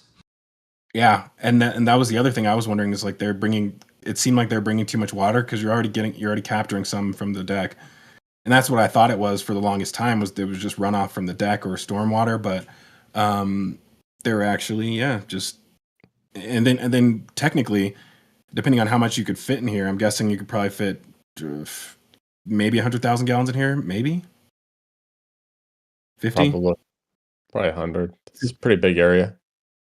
Yeah, so I mean, this just increases the total capacity, even though technically that's not necessary, considering they really only use about half of this during launch operations. But yeah, that was an interesting one for sure. Well, they can also sample and do any sort of chemical treatment they need to when they have the. Yeah, we'll get into that later. I know where you're going with that. Good point. Yeah, because I was thinking when you talked to me about that before, I was like, where would they do that at though? Yeah. Right here. Interesting. Well, so yeah, and one of the things too that's interesting about it for anyone who's in our who's in Patreon and has seen the lounge in the satellite images from 39A, it almost feels like there's two fairly shallow retention basins that are built at each end of that trench that may be doing the same thing that this pond is for recirculating it all. You know what? We might as well just talk about it now, Alex. This is like such a small thing. I'd rather even not cover it in that episode, honestly, because to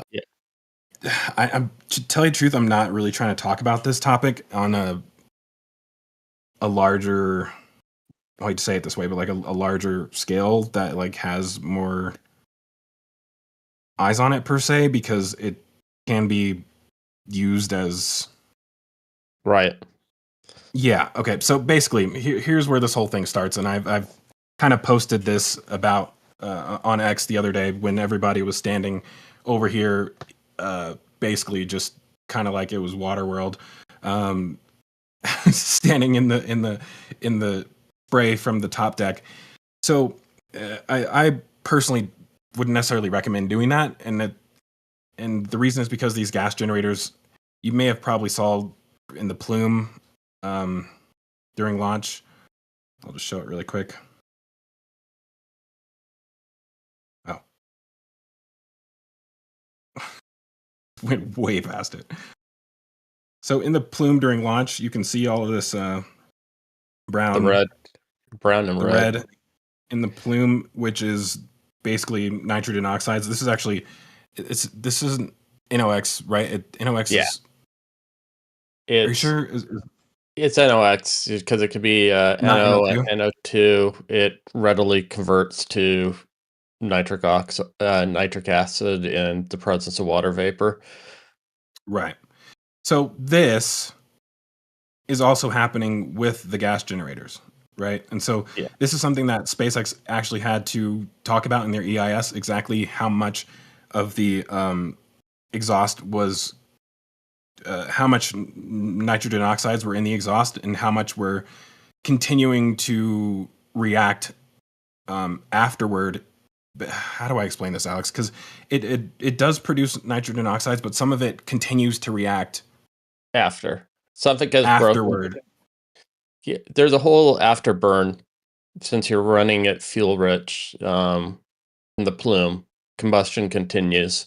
And with the shock waves, will usually generate enough energy so that, because that nitrogen gas, it's a triple bond. Triple bonds take a notorious amount of energy to break, so they're fairly inert.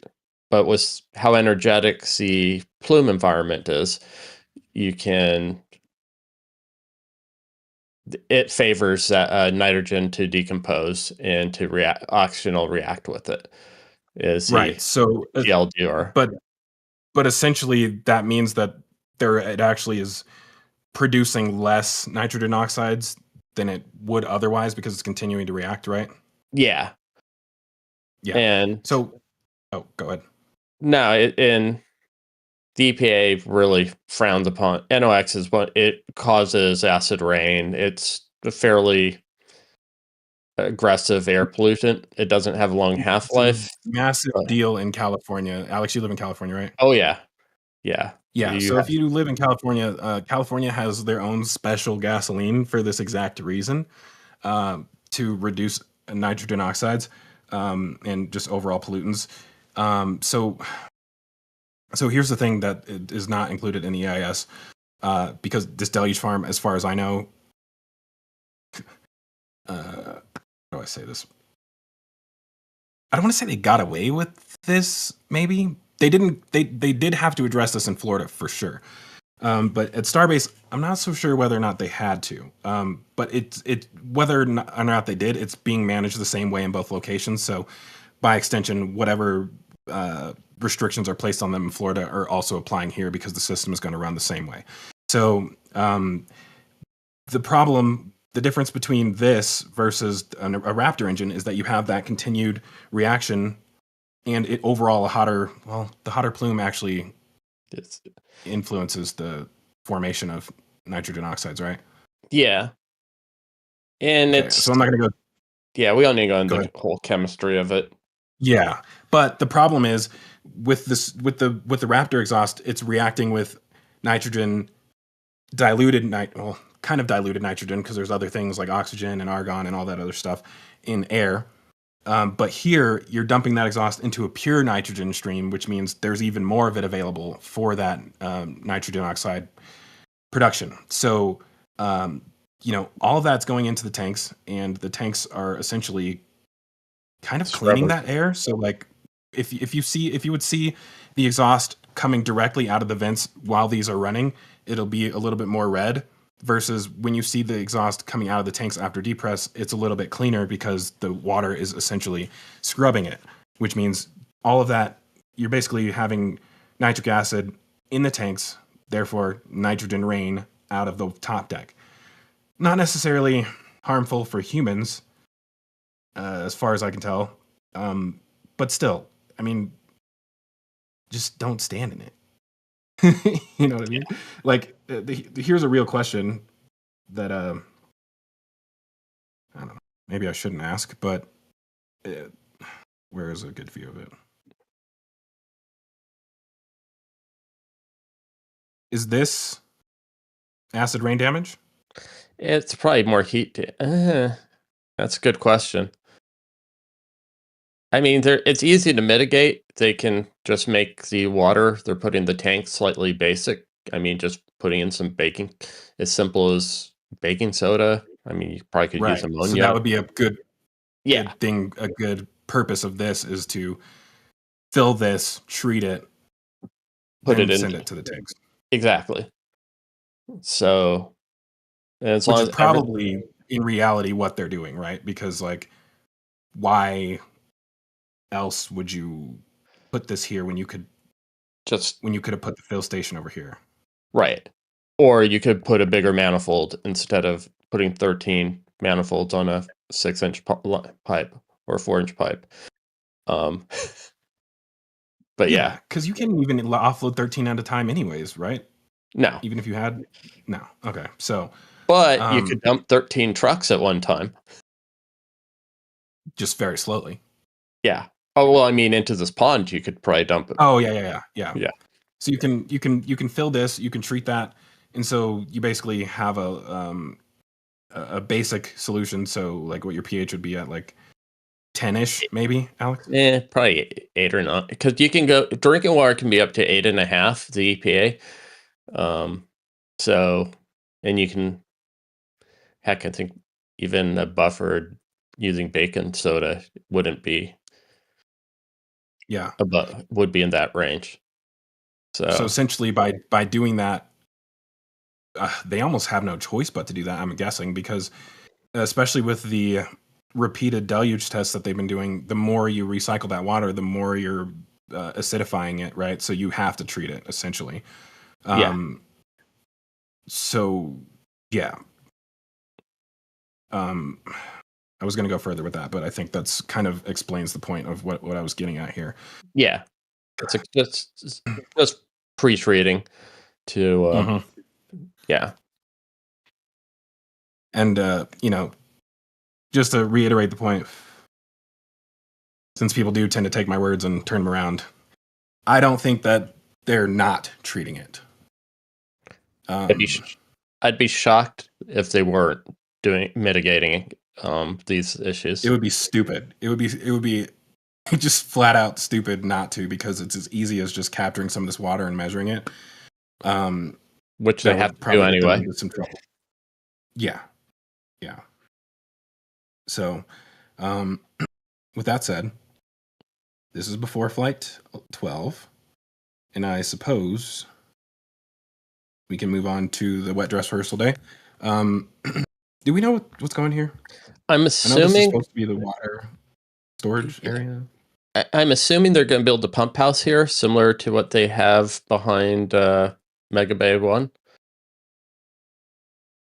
and Since then just remove this, and treat here first.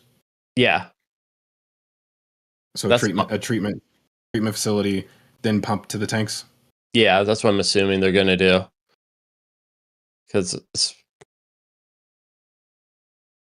Somebody says bonus, you get extra gas when acid and base mix. Yeah, if you mix raw acid and base together, not if it's in a diluted no. Well, I take that back. You can depending what acid can and still base. react in the solution, but not like what you're talking about. Quick, so making a grade school volcano with baking soda and vinegar. No. Honestly, I've mixed acids and bases before in my basement on accident while I was treating water, and it's crazy how hot it gets. Yeah. Certain acids do not pour acid into water. Trust me.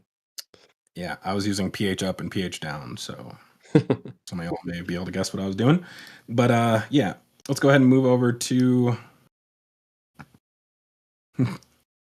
the Flight 12 scrub, which was crazy awesome that Mauricio got these images. And once again, y'all can see the basically full retention pond over there.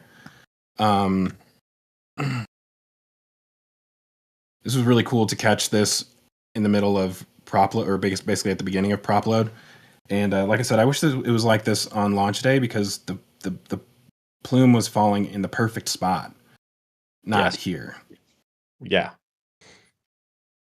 So it's basically going to be a roll of the dice with every launch, which direction the wind is blowing, on what the quality of the launch viewing is going to be. Because if it's blowing in this way, you're just not going to see, you just won't see anything above this point, really, or below that point, which we have seen on multiple occasions, specifically. Was that the partial wet dress rehearsal? test? I mean, even the partial wet dress, it was all blowing in the direction of the mount. Yeah, you couldn't see anything, and that really sucks. But I mean, I guess it's an improvement, because over here on this pad is basically dumping towards the pad, so at least the lock side was. So it is a bit of an improvement in that regard. Is there liquid coming out of this? Why is it falling? It's cold. Oh, well, I mean, okay. Yeah, it's just cold air sinking. Cold enough to fall, not necessarily liquid. Yeah. Because it's cold. It's cold. It's more dense for $1. Stupid question of the day. Stupid questions get stupid answers, even if they're right, or at least a blunt one, if not stupid, very just blunt. Yeah. One thing I do wish Mauricio was able to capture is the matter of fact, maybe it is in the launch day one, but the tower vent, man, like I felt like it just went so much longer than it normally did in the past, because I mean, yeah, you always get liquid dumping out of it, but yesterday, holy crap, like it was a waterfall out of that vent. I wonder what the base, like surely there must have been some in the base of the trench, if not in the basement of the tower, with how much was, I mean, there had to have been a pool of it down here. Yeah, considering the wall vents were making their own little lake as well. Yeah, that the wall vents, that part, I guess we'll wait until we look at the launch coverage, because that part made me laugh. The vent lane and locks pools, like wow. But when the amount of locks coming off the tower vent was absurd. Yeah, I mean, I was like, I'm pretty sure it's good. Like it's pre-chill accomplished 10 minutes ago. Yeah, this is a really cool sequence of images. I'm not gonna skip over these for now. Actually, these are pretty cool too, because you can see the I always love the images when the wetlands are in the back bay are filled with water. It always looks really cool. That's a beautiful shot right there. But let's get back to the launch site. I'm going to step through these one by one. Yeah, the kind of the initiation of deluge all the way through flight. I mean, he had a really amazing sequence of photos. Be really curious to somebody to go like and stabilize them all and turn them into a time lapse. Yeah, I was going to do that.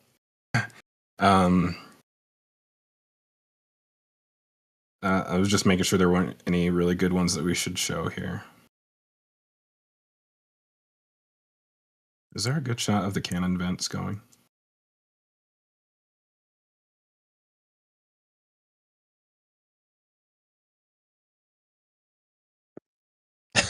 What's going on there? Is this a liquid oxygen pool? Part of it is, yeah. Part of it's water. Some water, yeah. Very cold water at this point. Yeah. I mean, this just looks awesome, though. When it's going this direction, it's awesome. When it's going the other direction, it kind of sucks. But I mean, the other thing that I really like about this pad is just how clean it is all the time. And I said this during the stream yesterday. It's like they don't even really need to bring the sweepers out here because like they got this is the sweeper. Yeah. And the water tanks look just, immaculate all the time. I mean, I wish the Star Factory had a launch deck next to right to clean out the top of the Star Factory. That's really awesome. And I think we got a tower vent going here. Yeah. This is closeout. Yeah, you can see the ground push back. Actually. You got a little LOX cloud and a little methane cloud hanging out. They'll just burn, make a little water. It'll be fine. A little CO2. Hold on. That's the engine chill for the ship. Okay. And this is just closed out. Yeah, they didn't. Do they have a methane vent there too? It's right to the right. This one, it's on. If you zoom into the corner of the tower there, on the tower, yeah, that vent there is the methane. So at least say. Okay, so let's step back here. So it starts with LOX first. Yeah.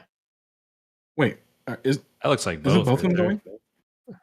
Yeah, they might both be. Okay, good, very, very good. So crazy. I don't get it. No, that might just be that might be an optical illusion of that gusset that's right next to that drain, and it just looked like it was it. I hope so. Right there, it's kind of doing both. Yeah, this is the Wait, this is the LOX one, right? Yeah. Yeah, they're both going. So, I mean, clearly they're just not worried about ignition sources nearby, other than the candle. But I mean, all that kind of gets cleared up by that time. I just don't. I mean, so I think the reason this is happening is because they just don't want to take the time after. Basically, they're trying to shorten the time between end of prop load and liftoff, I'm guessing. So instead of pushing back, and this is the weird thing, is that I thought that was the whole purpose of this isolation farm was to like push everything back. I think quickly. I think some of those new tanks might be surge tanks so that they can just push everything straight into some holding pens. So maybe this will stop in the future. Yeah. I hope so, because it doesn't make sense. It almost seems like a step backwards in that regard. Because again, I thought that was the entire purpose of this part of the farm. The isolation and purge was to force everything back quickly. It was, and the initiators for that are happening at those valves by the reclamation area just before it dives into the tank, into the trench. Yeah, right. Yeah, because when they added the methane vent, that looked like it was a complete afterthought. Like, oh crap, we're gonna have to put that in. Yeah.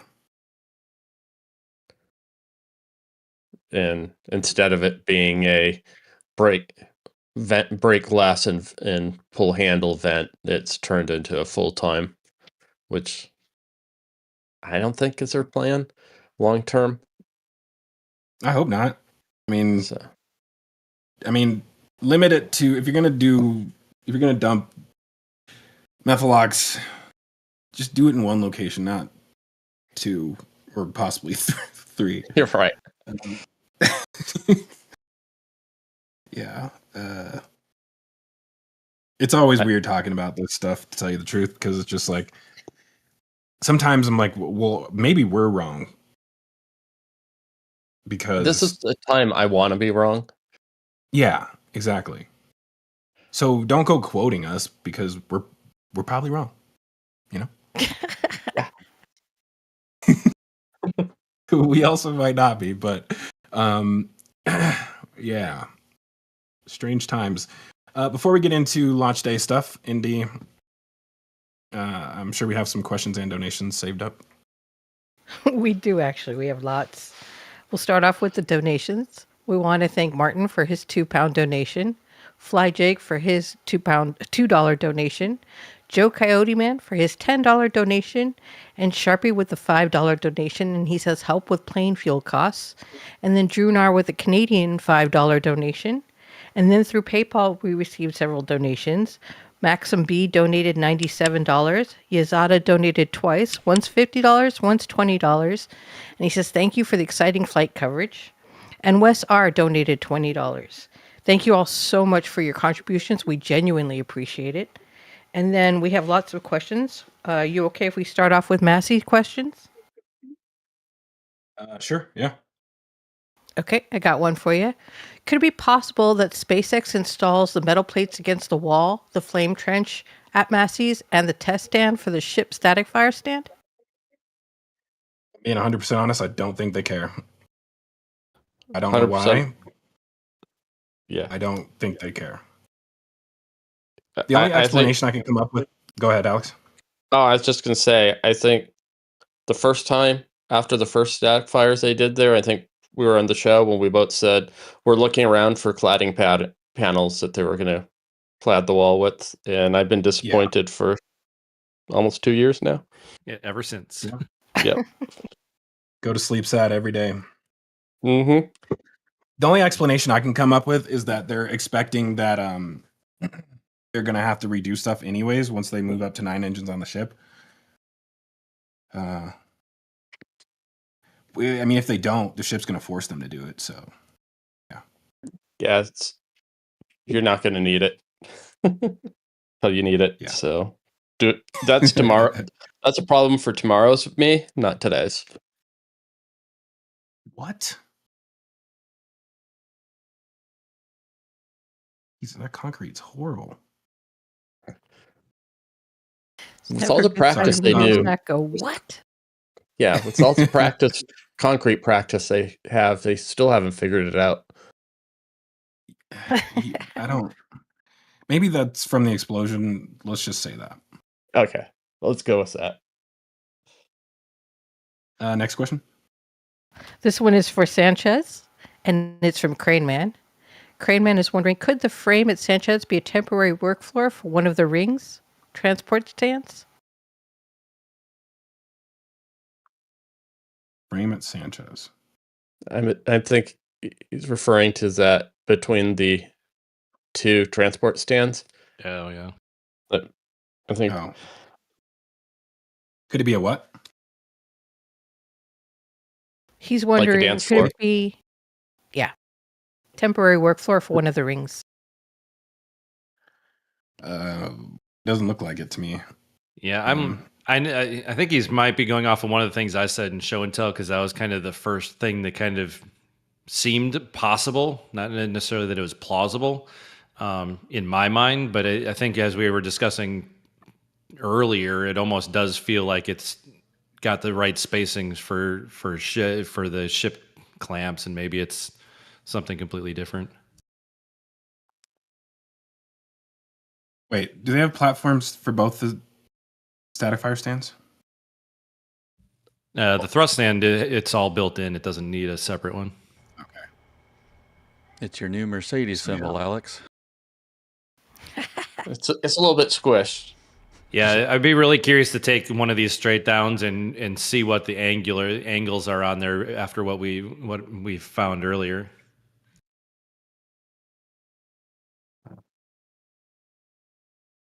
Yeah, it's Very like reminiscent of that last test stand they built. Yeah. there's Okay. Next question. This one is from Dean B. He's wondering, maybe I missed you talking about it, but where did the large structure go that was next to the grid fin testing jig at Sanchez? it moved to Massey. Yeah. Yes. Yeah, I actually answered that in the chat for him. Look at you. Awesome. Sorry, Matt. Maybe you should have cleared the question, Matt. Jeez. It's all my Rough fault crowd. again. Somebody's got to be to blame. Okay, next All right, question next. is for the build site. My Hustlum is asking, does MB1 have 2 or 3 workplaces? Could B22 and S42 start stacking soon? No. Mega Bay 1 it can only stack one booster at a time. Yeah, depending on what stage it can be. It has the 2 turntables. You could technically start another booster while the previous is still doing its very final steps on the left turntable, but neither one can truly be stacking two in the middle of their process at the same time.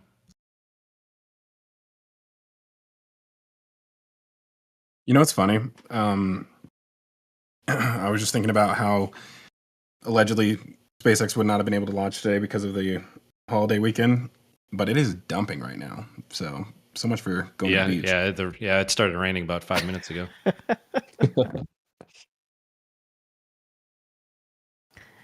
I mean, that's also good that question. launch happened yesterday and not today for that reason. Would have been kind of bad timing. Anyways, sorry, go ahead, Andy. No, not at all. And Mauricio said he was out there and he said he could see lightning. So that would be a bad reason to launch today. Yeah, I keep seeing it out the corner of my eye because I have the cameras open and distracting me this whole time. Stephen Lewis has a couple of questions. The first one is, are the Gigabay doors wider so the ships and boosters can fit through them without twisting? Yes. Significantly wider. Didn't they say like 40 feet or 41 feet? Yeah, Gigabay is 63 feet. And the Megabase, I'm not sure what the dimension is, but I think it's under 50 actually. Not wide enough for flaps to be deployed, but wide enough for grid fins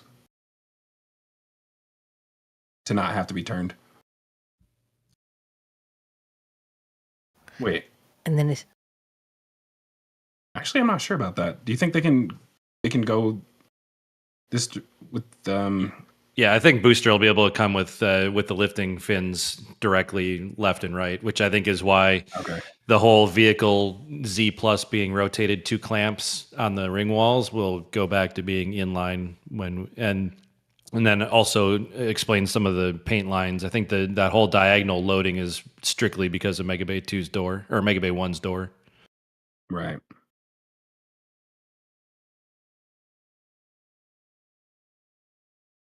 all right. Cool. And Steven's next question is, will Gigabay be tall enough for V4? Yep. Better be. I think V4 is the whole reason they get the lack of a Gigabay is the whole reason they didn't go straight to V4. Or sorry, it's the reason there even is the current V3, if that makes sense.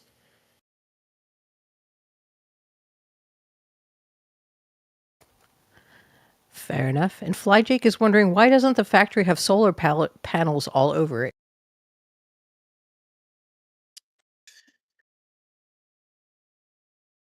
Good We've question. been asking that for several years. That's a good question. Yeah, and we've wondered too. Yeah, we've wondered that going back to when they built it. To expand on that just a little bit, SpaceX and Tesla both earlier this year said that they were going to start committing to, oh man, I can't remember the exact amount, but a ton of solar for each company added per year. So I'd almost bet that those panels are likely going to come within the next few years.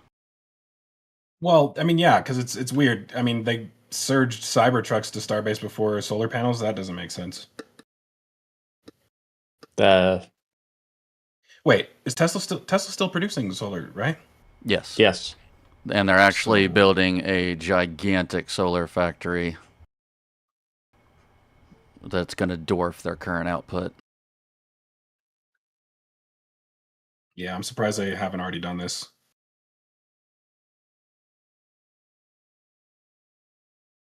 Cool. Next question. All right. Now we have questions for the launch site. Uh-oh. Nicholas is wondering, in his opinion, SpaceX will install the OLM first and then the bunker structure because he doesn't feel there's enough space on the other side for the crane. What do you guys think? No, there should be plenty. At 39A, when they lifted the launch mount completely over the gantry structure, or the GSE structure. Yeah, I'd agree with that. And I think it was parked nearly in the same spot that it's currently parked at. I think it was a little closer to the launch mount, but... Okay. And Craneman is wondering, is there a filtration system for the water from the pond to filter out sand and other particulates that could block the deluge ramp or top decks? The holes are really big in those, bigger than you think they are. I don't think a little sand is going to get trapped in there. But as far as we know, there is no filtration system currently.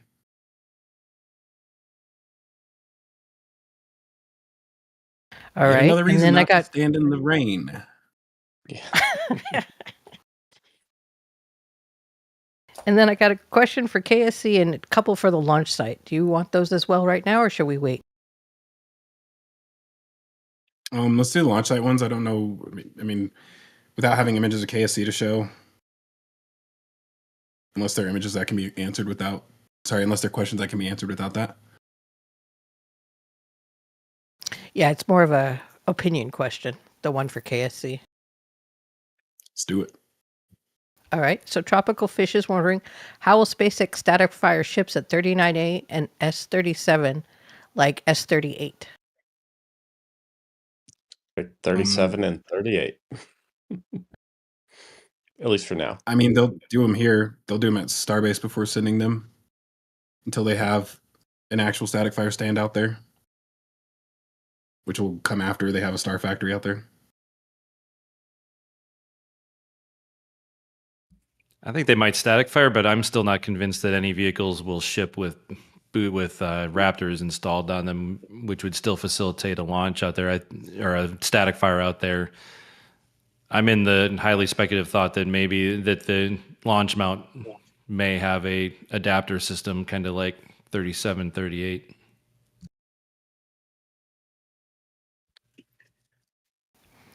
Fair enough. I hate that idea so much, but he might. I'm on the fence on whether actually I don't like the idea, but unless they put some form of unless they have either a dedicated stand for it somewhere, or somehow put a ship static fire underneath like one of the catch only towers or something. That's the only two things that would make it not a adapter. Yeah. And then Craneman was asking a question about the launch site one more time. He's wondering, is the deluge capable enough? Looking at the black spots inside the trench, he wasn't sure. They do have an ability to add additional water. There is one line that isn't accounted for, which I've speculated is they were holding out to see if they needed to do water curtains down the sides of the trench. Yeah, I'm fully expecting that we'll see that happen soon. I personally don't think they're using enough water.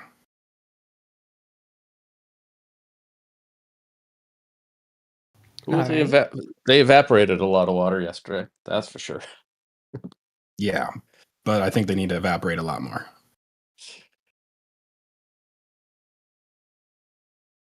Like the shockwaves that we saw. I mean, we're about to get to that here in a second, so I'll just wait. And then we want to thank Wilbo for his 4-pound donation. He did that twice, 2 pounds each. And he said, sorry he was late. He was just scrolling back and he says, hi, Zach. Hello. And then I have 3 questions for the flight, so I can wait for those. Cool. It is launch time. So, yeah, Mauricio had 3 cameras set up. We'll go ahead and look at all those, and then we'll also look at some images that he took during that. What the heck? Hold on. I may have to mute myself here because I think maybe we want to hear some audio. So let's do that.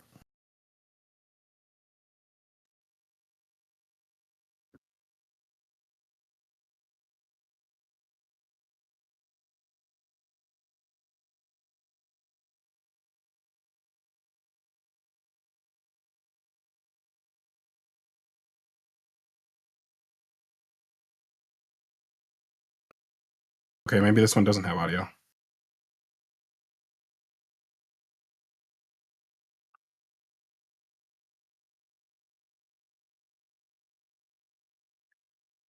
This is what it was like at Pompeii. Yeah.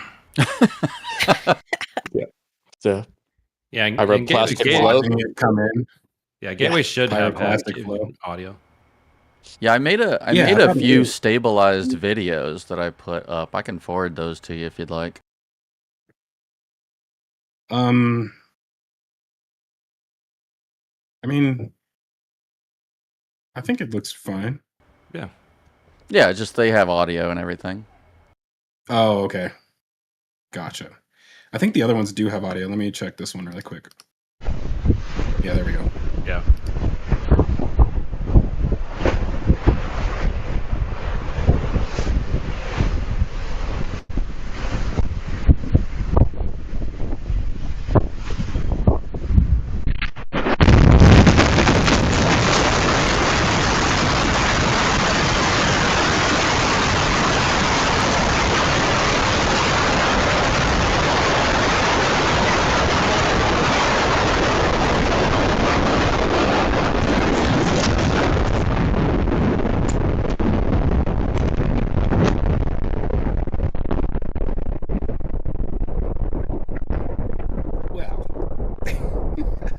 Yeah, so strong to knock that particular camera over.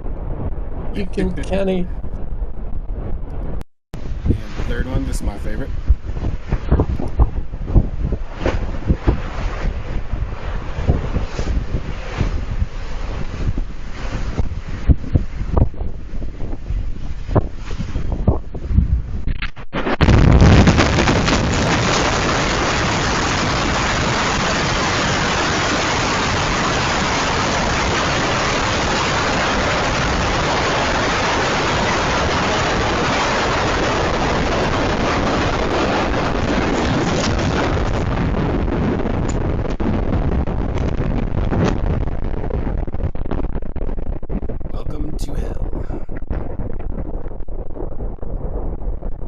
To say that? Sorry.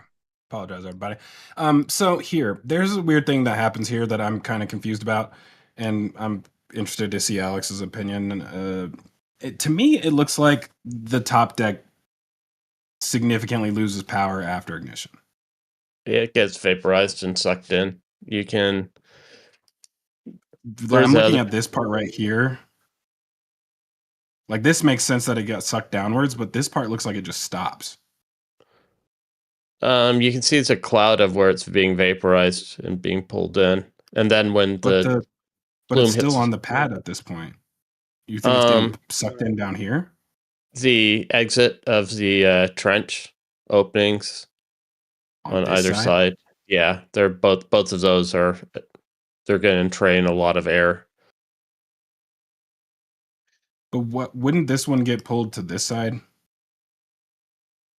I think it is getting pulled to that side, but part of it, there's still some wind pushing it the other way. And that gets liquefied again. Yeah, and then as soon as the engine's cleared the launch deck, you can see it start coming back out as steam. Yeah, I don't know. I mean, it just looked to me like it actually just straight up stopped. I was looking for. There's a few I found streams of people, clips people have from the other side, and there's no real. And even Mauricio's sequence from the air, there's no evidence of the tank farm or the deluge depressing. Yeah, that was the weird thing that I was looking for, which I'm not going to go too deep into right now. But yeah, that was really cool from these aerial shots, catching all of this stuff in the process. For one, definitely the best aerial view that we've seen of the deluge. This is really awesome. Shortly after activation, you can see the rear vent is still going. It had already just stopped when he took this first image. And yeah, that huge cloud covering the tank farm. But this sequence is pretty awesome.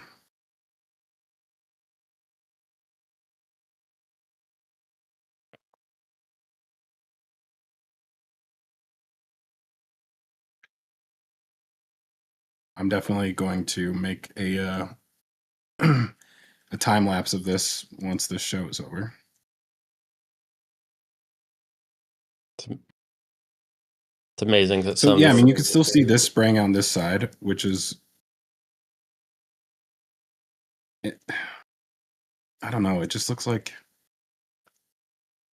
I guess from this angle, it does look like it's still coming out as heavy as it was.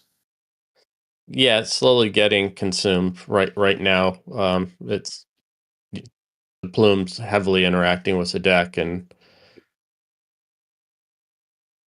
you still on the left side you can especially see the two different deck. Sorry, I just opened DaVinci Resolve in preparation for what I'm going to do after this. Yeah, but the left side is fun because you can see the top deck's plume where it's evaporated and it's decoupled from the trench exit plume. Yeah, this is I like seeing it from the air because you really get to see how far this water is flying. I mean, initially I thought it went all the way to Starhopper, but I guess that just depends on what direction the wind is blowing. Yeah. But I mean, it definitely hits the edge of the property, which is why it's a good idea to not allow people to drive by when the deck is being tested. But yeah, that's pretty cool being able to see the gates of hell through there. Wait, did we decide whether or not I was allowed to say that? We didn't. I think that's fine. Okay, cool. And then bye-bye sign. Oh yeah. Gateway. Yeah. Gateway to Mars. Gateway. I don't know if he's in here today, but I got a good chuckle from Ground Truth yesterday. He edited an image of this sign. Yeah, I like that one. Because it said Gateway, and he edited it to well, I don't know if I'm allowed to say that. Don't say it, just show it. Oh, yeah. Okay, hold on.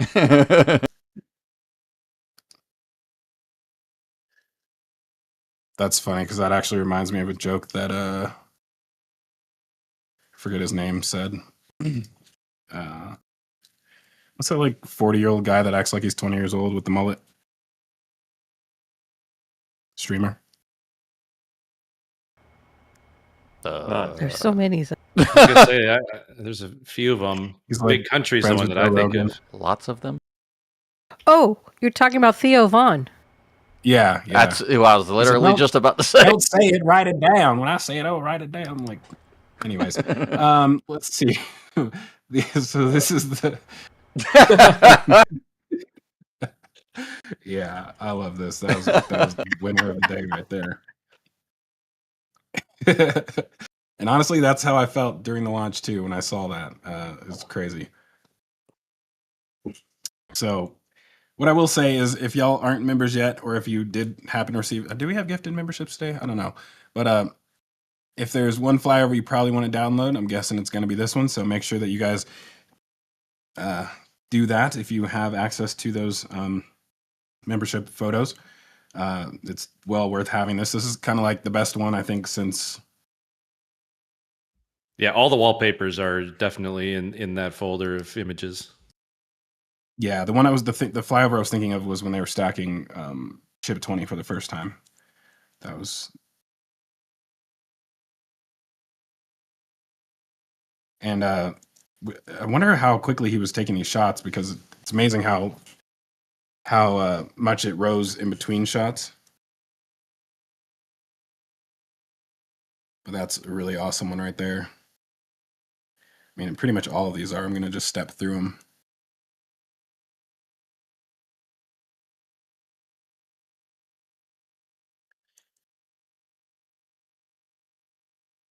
Hey, what are these? The two range boats. Oh man, they have great view.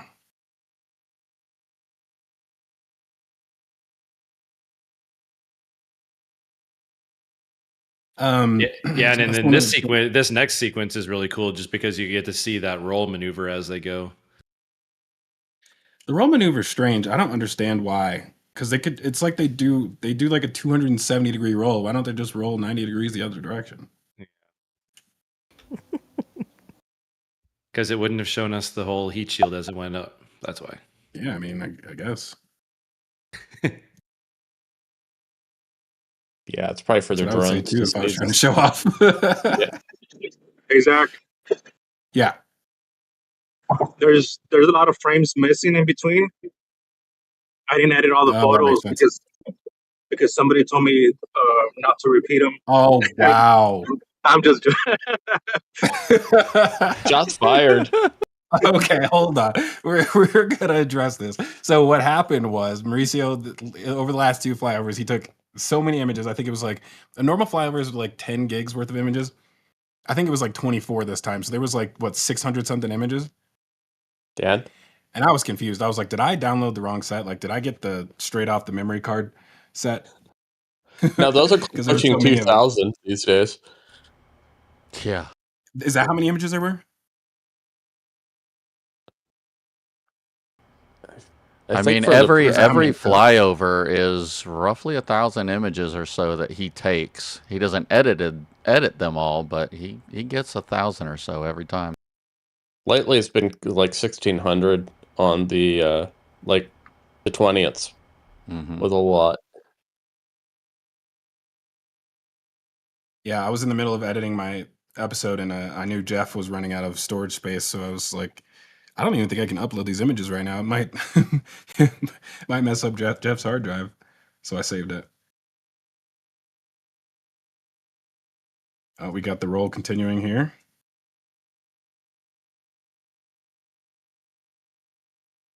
Was your camera auto adjusting here, or were you doing that? No, I was. It's in manual, but the colors shift. It's the on Photoshop. I kind of rush through the edits real quick, so they might be a little bit different. The sky, that's a lot higher. Wow. Yeah, that plume was super long. I feel like it was even longer than it has been in the past. Notice the higher you get, you don't see the evaporation around the tank either. Yeah. One of the things that we're kind of getting into some post-launch images here, which is pretty cool. Let me kind of keep going through this really quick and get to the one I was looking for. So yeah, we can see the the damage sign down there. We can see all the pieces of it all over the place. And those of you who watched this show weekly know that we all predicted this was going to happen the moment they started putting this sign up. So I don't get it. That's another thing I don't get. Like, why did they put it there? Like, it almost needs an overhang, a canopy over it, a concrete canopy. And this needs to curve outwards in order to prevent that from happening. Like, that, there's no way a sign can survive here unless it's made of I mean, it's already made of, I guess they're made of like aluminum or something. Yeah, Mm-hmm. they should just do it with tile. Check your Yeah, messages. Or Zach. titanium. What was that? Check your messages real quick. Yeah, I mean, either that or it just needs to be something that's more firmly attached. I mean, really, it looks like these were just hanging on a couple of French cleats, essentially. So,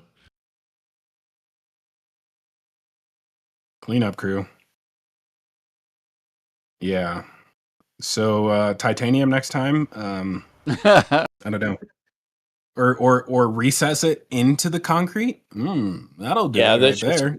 Yeah, they should have stamped it into the concrete, but it's harder to change. But it'll last longer. So one of the things I don't think we have like a super clear view of the top of the launch deck. We can see it, kind of, but not a like an overhead, which we're gonna have to wait a week or so for. I think this might be right here, the best that we can see it. I think it looks a little crispy around the edges, but that could just be residual water. To me, it looks like it's charred, kind of like what we see down here. And I personally, as Alex was saying, I personally think they're going to install, expand the deluge system to have a curtain coming down here. Yeah. I would be interested to see the dynamics that are causing, because this was after the static fire test was kind of like V-shaped, and it was on all four sides. So I would be interested to see the dynamic that's causing it to look like that. It's a reflection. It's a reflection off the diverter face. But it almost looks like it's hitting the ground and then coming up. The older ones were easier to see. It's one of them's a primary impingement reflection, and then lower down there's a secondary one. When we have the overhead ones, it's much more apparent.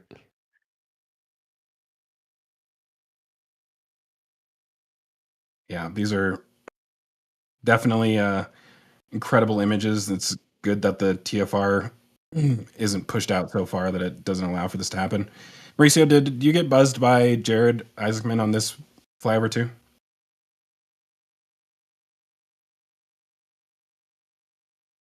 Where's he at? I know he did on the first flyover, right? yeah, it wouldn't have been Jared. It would have been somebody else flying, because Jared only flew on the second day, even though his plane was there on the first day as well. Okay. Yeah, I almost wondered if they. I was wondering if they intentionally came up near him, like they recognized him and knew it was him, or if they just happened to pass by him, type thing. Hey Zach. Yeah. On launch day, so I got there for the flyover, and Jared left like 5 minutes before me. So I'm guessing we weren't in the air at the same time. Okay. On the scrub day, his buddy, because he wasn't there on the day before, on Thursday, I think. It was somebody else was out there, but he actually maybe I shouldn't say this, but yeah, I could have met him if I would have showed up like 5 minutes earlier to the airport. You've already met him before, though, right? Yeah, I met him before, like a few years ago. He flew with him. Yeah. That's what I thought.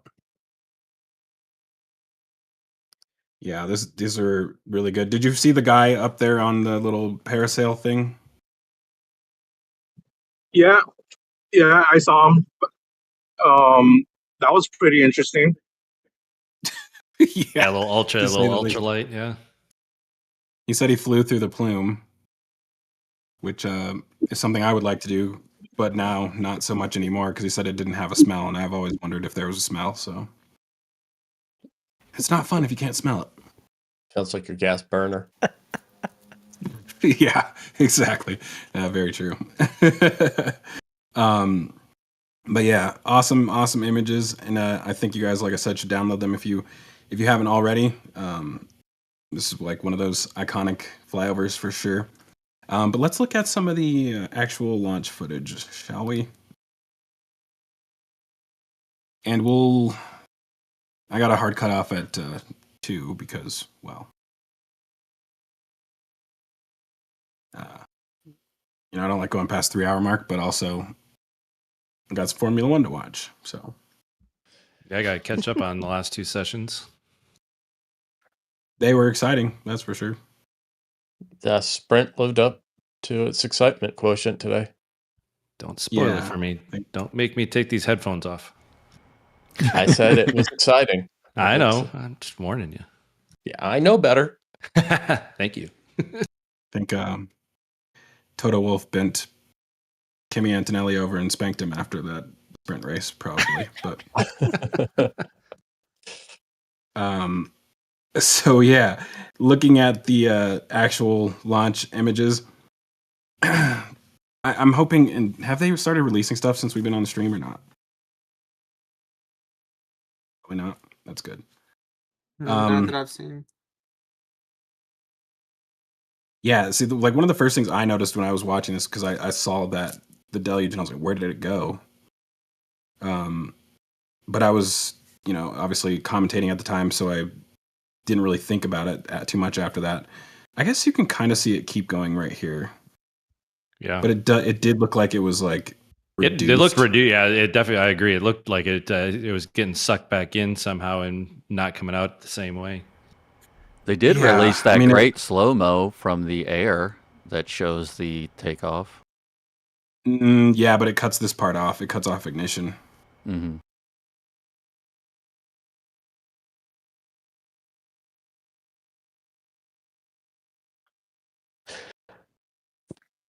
Yeah, so I guess obviously we're not going to cover all of it, but we'll step through some of the more interesting parts. In my opinion, I was not expecting the shockwaves to be as significant as they were. I thought that the water would probably do a little bit more to stop that, but clearly not.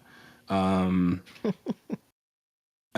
mean, they got pretty aggressive. You can see these are probably some of the most impressive shockwaves we've seen out of any launch.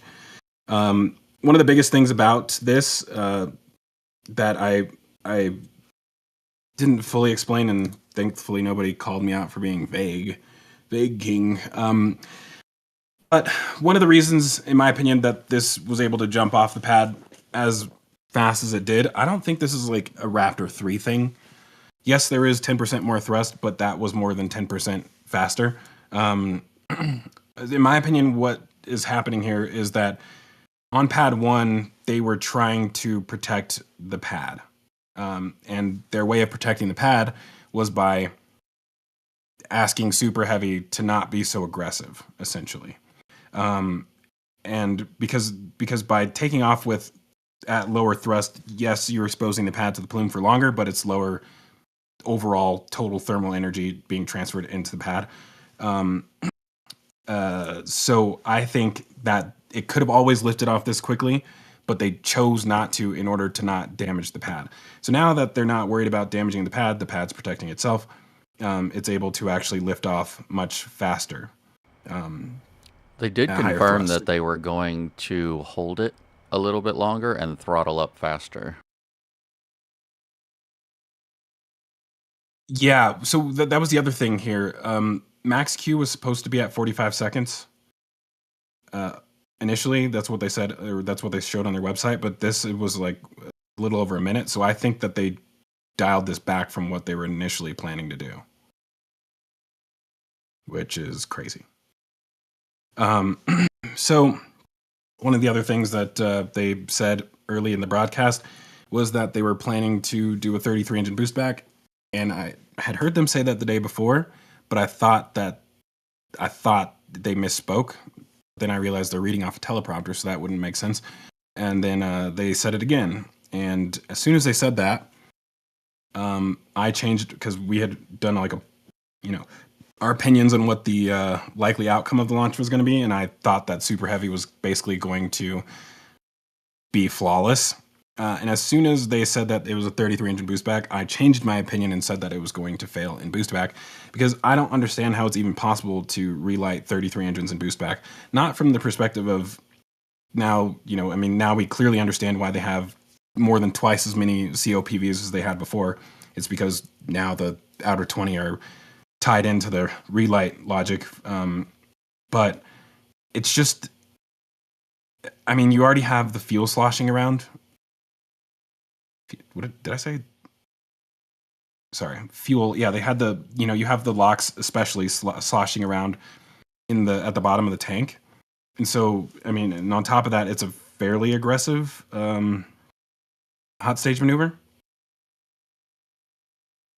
So, I mean, in my opinion, I there's multiple things that kind of happen here. So first, you have like one of the engines explode and then take out a bunch of its neighbors.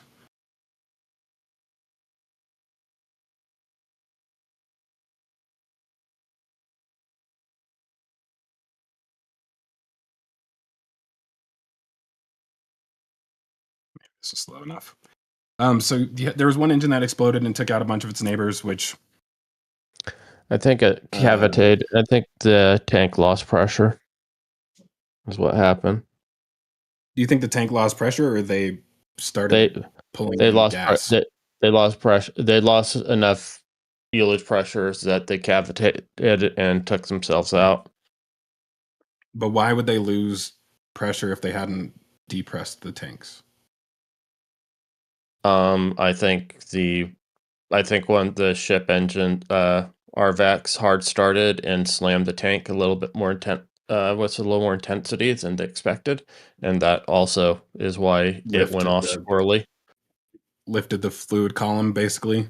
And it doesn't take much. Kind of a Booster 9 type situation again. That's what I think happened, is that they lost pressure over suction, and their head pressure cavitated, and just because all three centers failed almost at the same time. Right. If you look at the telemetry graph, and those were already spun up to speed, so they've been the most susceptible to losing head pressure. Right. That makes sense. It's going to happen sooner or later. I guess 25% is a lot slower than I realized. Yeah. Yeah, I mean, that was one of the things, and don't get me wrong, like, I probably have more faith in the super heavy team than any other team other than the new Stage 0 team. But I just, first of all, I don't get why it's necessary.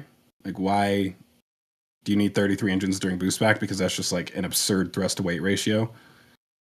I mean, the thrust to weight ratio with 13 of them is already higher than the full stack with 33.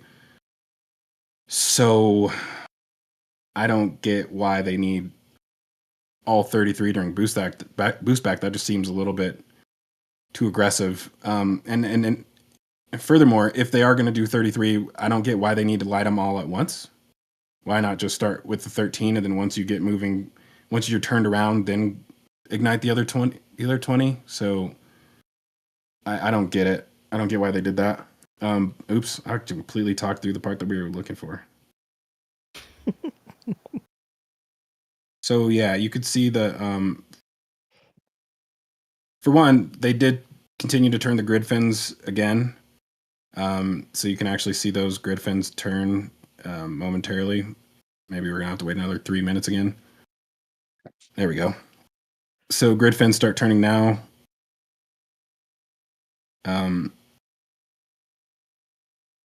Which is weird, because with the way that they're positioned, I'm not sure if they have the same control authority during hot staging that they would have previously.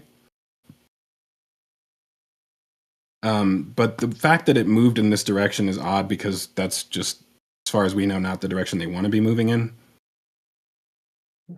Unless something changed.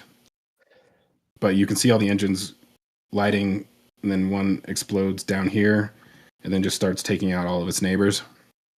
So that is kind of why they had engine shielding before, if I'm not mistaken.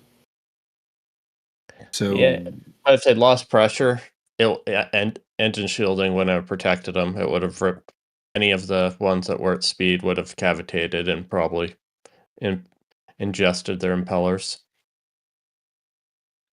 Yeah. I mean, it certainly wasn't good. I was fully The- expecting the FTS to fire during this whole sequence when I was watching it. I'm like, when's it gonna go boom? When is it gonna blow it? And they had to Yeah, wait. it's pretty much what I said during our stream. It was pretty much the first words out of my mouth is the way that it went and shut down. Is like, that's going to be an FTS. I did not expect it to make it as far as it did. Yeah. I mean, it did. I mean, it was spinning for sure. I wasn't sure if that was intentional or if it was just residual from the initial separation that it was causing it to do that. But once it got into the atmosphere, it started to recover. Yeah. And wow, that view right there is crazy. Mm-hmm.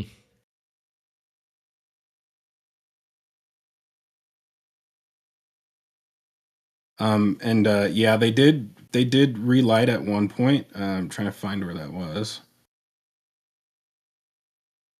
I think you could see it right. That may have been it. Look at those engines wobble though. I don't know why I have Top Gear and Jeremy Clarkson and that Cadworth 7. Wow. Like they're almost banging together. They're touching right there. I think that was a relight. But it seems kind of early. It's coming. Maybe that wasn't it.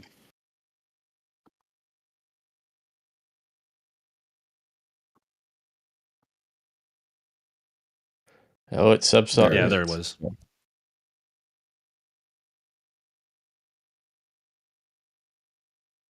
And then it was gone. It tried. Poof. Oh man. I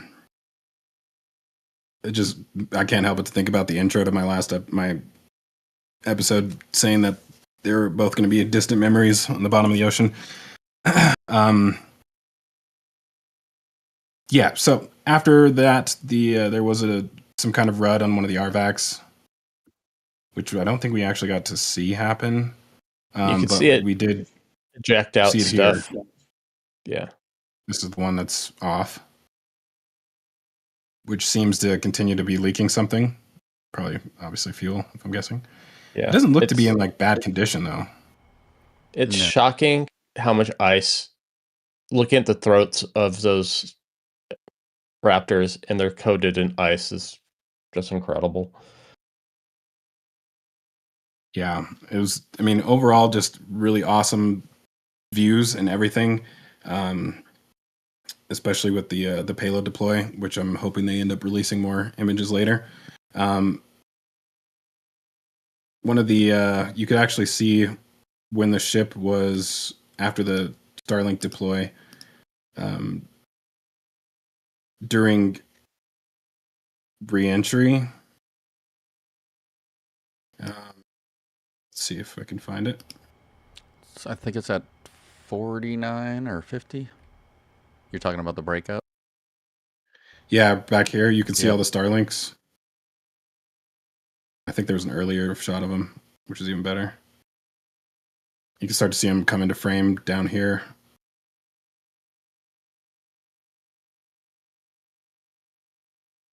Not yet. They're back there. Some down here.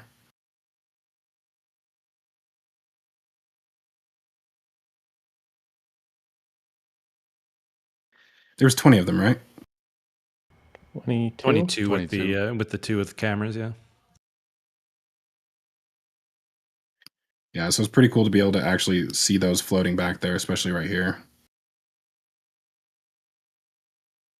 Yeah, that earlier segment, you could almost see them individually, and at this point right now, they're all much more broken up.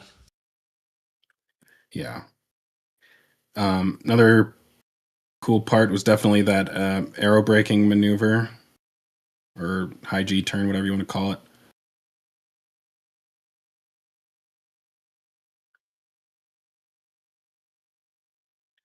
Overall, I'm glad that they are kind of done with the bulk of the tile experiments as far as like leaving them removed, because it is nice to get to see it without, handicaps, basically. Holes being Yeah, I burnt mean, in. I think it went really, really, really well. The actual condition of the heat shield tiles looked good from the shots that we were able to see. The interesting part, though, during landing, it almost looked like it was over rotated.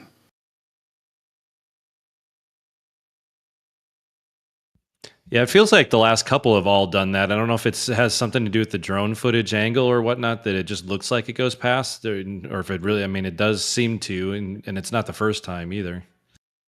Yeah. I'm so glad they showed the explosion. Oh, yeah.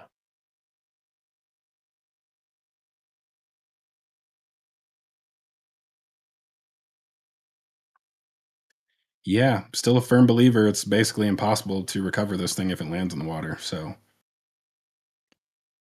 I mean, the original PEA basically said that that's the expected and desired outcome. To explode? Yeah. Yeah. Overall, I'm happy for the ship team, especially after everything that happened with the first 3 V2 vehicles. It's nice to see them, successful on their first attempt this time. That's really great.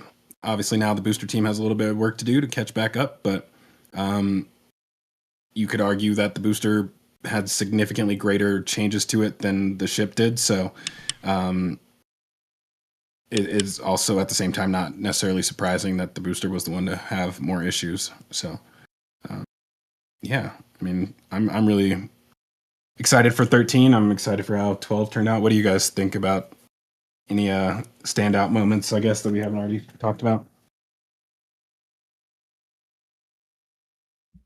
Not really. I think we covered a lot of the key ones. I mean, I still think that exit video, especially given the fact they gave us during the live stream as that satellite was coming out the door, and how close of a view we got of the doorway and the door closing, was pretty cool. Yeah, that was probably the best shot for me. I mean, I think at one point you could even see the inside the drogue mechanism of the docking port. Yeah, that threw me off because I was I was actually tweeting pretty heavily during that launch, which I haven't been able to do in the past because usually we talk through it, and I was like, "Yeah, guys, we're gonna actually listen to it this time." Part of the motivation was because I actually wanted to be able to post, and so I was too busy like recording and uploading, and then I saw it out the corner of my eye, and I was, "Wait, what?" So that was really cool to see those Starlinks, the camera on that, which I think all of us have been waiting for since the first time they did that. So yeah, I hope we get some good additional footage from that, assuming they actually recovered footage from it, which I'm hoping they did. But maybe later today we will find out.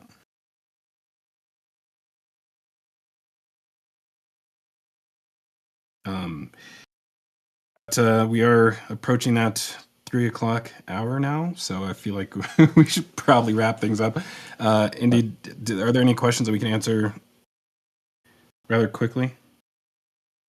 There are lots of questions, but nothing that can be answered quickly. But we did get some donations, so I'll shout those out real fast. We want to thank James for his $5 donation, and he says, "Fantastic photos as always, well done." Mr. Surname for his €10 donation, and he says, "Thanks for the show." Are excited for his $25 donation, and he says, "Zack et al, what up? A few bits for fuel," and Martin for his gifted membership. And Andy Alder for his €2 donation. Hey, I just sent you another one. Oh, got it. And also, Butters donated $10 and says, "Great job, Mauricio, and all of you covering." And that's it. Thank you guys so much for all of your donations and all of your support. We truly appreciate it. Mauricio, thank you for the flyover trifecta this week. It was amazing. Yeah, does 3 in a row mean we're probably not getting one next week, huh? It's a whole new week. We get a one. It's weather Yeah, dependent. we'll get another one. Probably Saturday. I ran out of PTO, so it's probably gonna have to be. Yeah, I was about to say. Need Well, to talk definitely glad you were able SpaceX. to get up there. I think you might be getting a little sick there. Rocketitis is horrible. Especially Very this time of year. contagious. Yeah. Well, on that note, I do want to thank everybody for joining us today. Appreciate all y'all in the chats. Thanks for sticking around for the, well, I was going to say longer than normal episode, but really we kind of average 3 hours these days. So, yeah, thank you all for tuning in with us. And make sure to tune in for the Tuesday show, the Starbase Expanded show as well, where we will go over, well, by we, I mean Stephanie and whoever else is hosting that show. This week we'll go over all of the stuff that we didn't have time to get to today, like all the port images and everywhere else, airport and all that stuff. So, yeah, with that, I will sign off and pass it off to BJ. Yeah, thanks everyone for joining us for this post-flight flyover, and thanks for all the donations and support. Definitely goes a long way, and look forward to sharing more of this with you guys in the future. Over to you, Alex. Thank you, BJ. Thank you, Zach and Indy and Matt. And Mauricio, of course, was a fun show as always. We'll see you next time. Yeah, I just want to mirror what everybody else is saying. The support goes a really long way, everybody, as far as being able to do these flyovers and getting the team together, getting all this content out quickly, and making sure that everything goes off without a hitch. So we greatly appreciate all the support and help that you guys put forth each and every week. With that, we do have Expanded coming up as our next show. Starbase Expanded is on Tuesdays at 6 p.m. Central. If you have not seen it, if you have seen it, you know just how much fun it can be. We go over all the changes that we've seen from the weekend, as well as going over all the support sites that we don't usually get to during the weekly, like in the village and the Ad Astra School, and we talk about land swaps and all kinds of fun stuff. So yeah, if you want to know all the little extra details about Starbase, that's the one to join in on. And as far as this week goes, I believe this one's going to be a heck of a marathon. I'd almost bet. I know our last one was, I think, 4 or 5 hours long. So this one's probably going to mirror that, if not maybe a little bit more. So yeah, look forward to that one. So with that, guys, we look forward to seeing you then. Most engines cut off. Hot staging confirmed. Love you. Bye.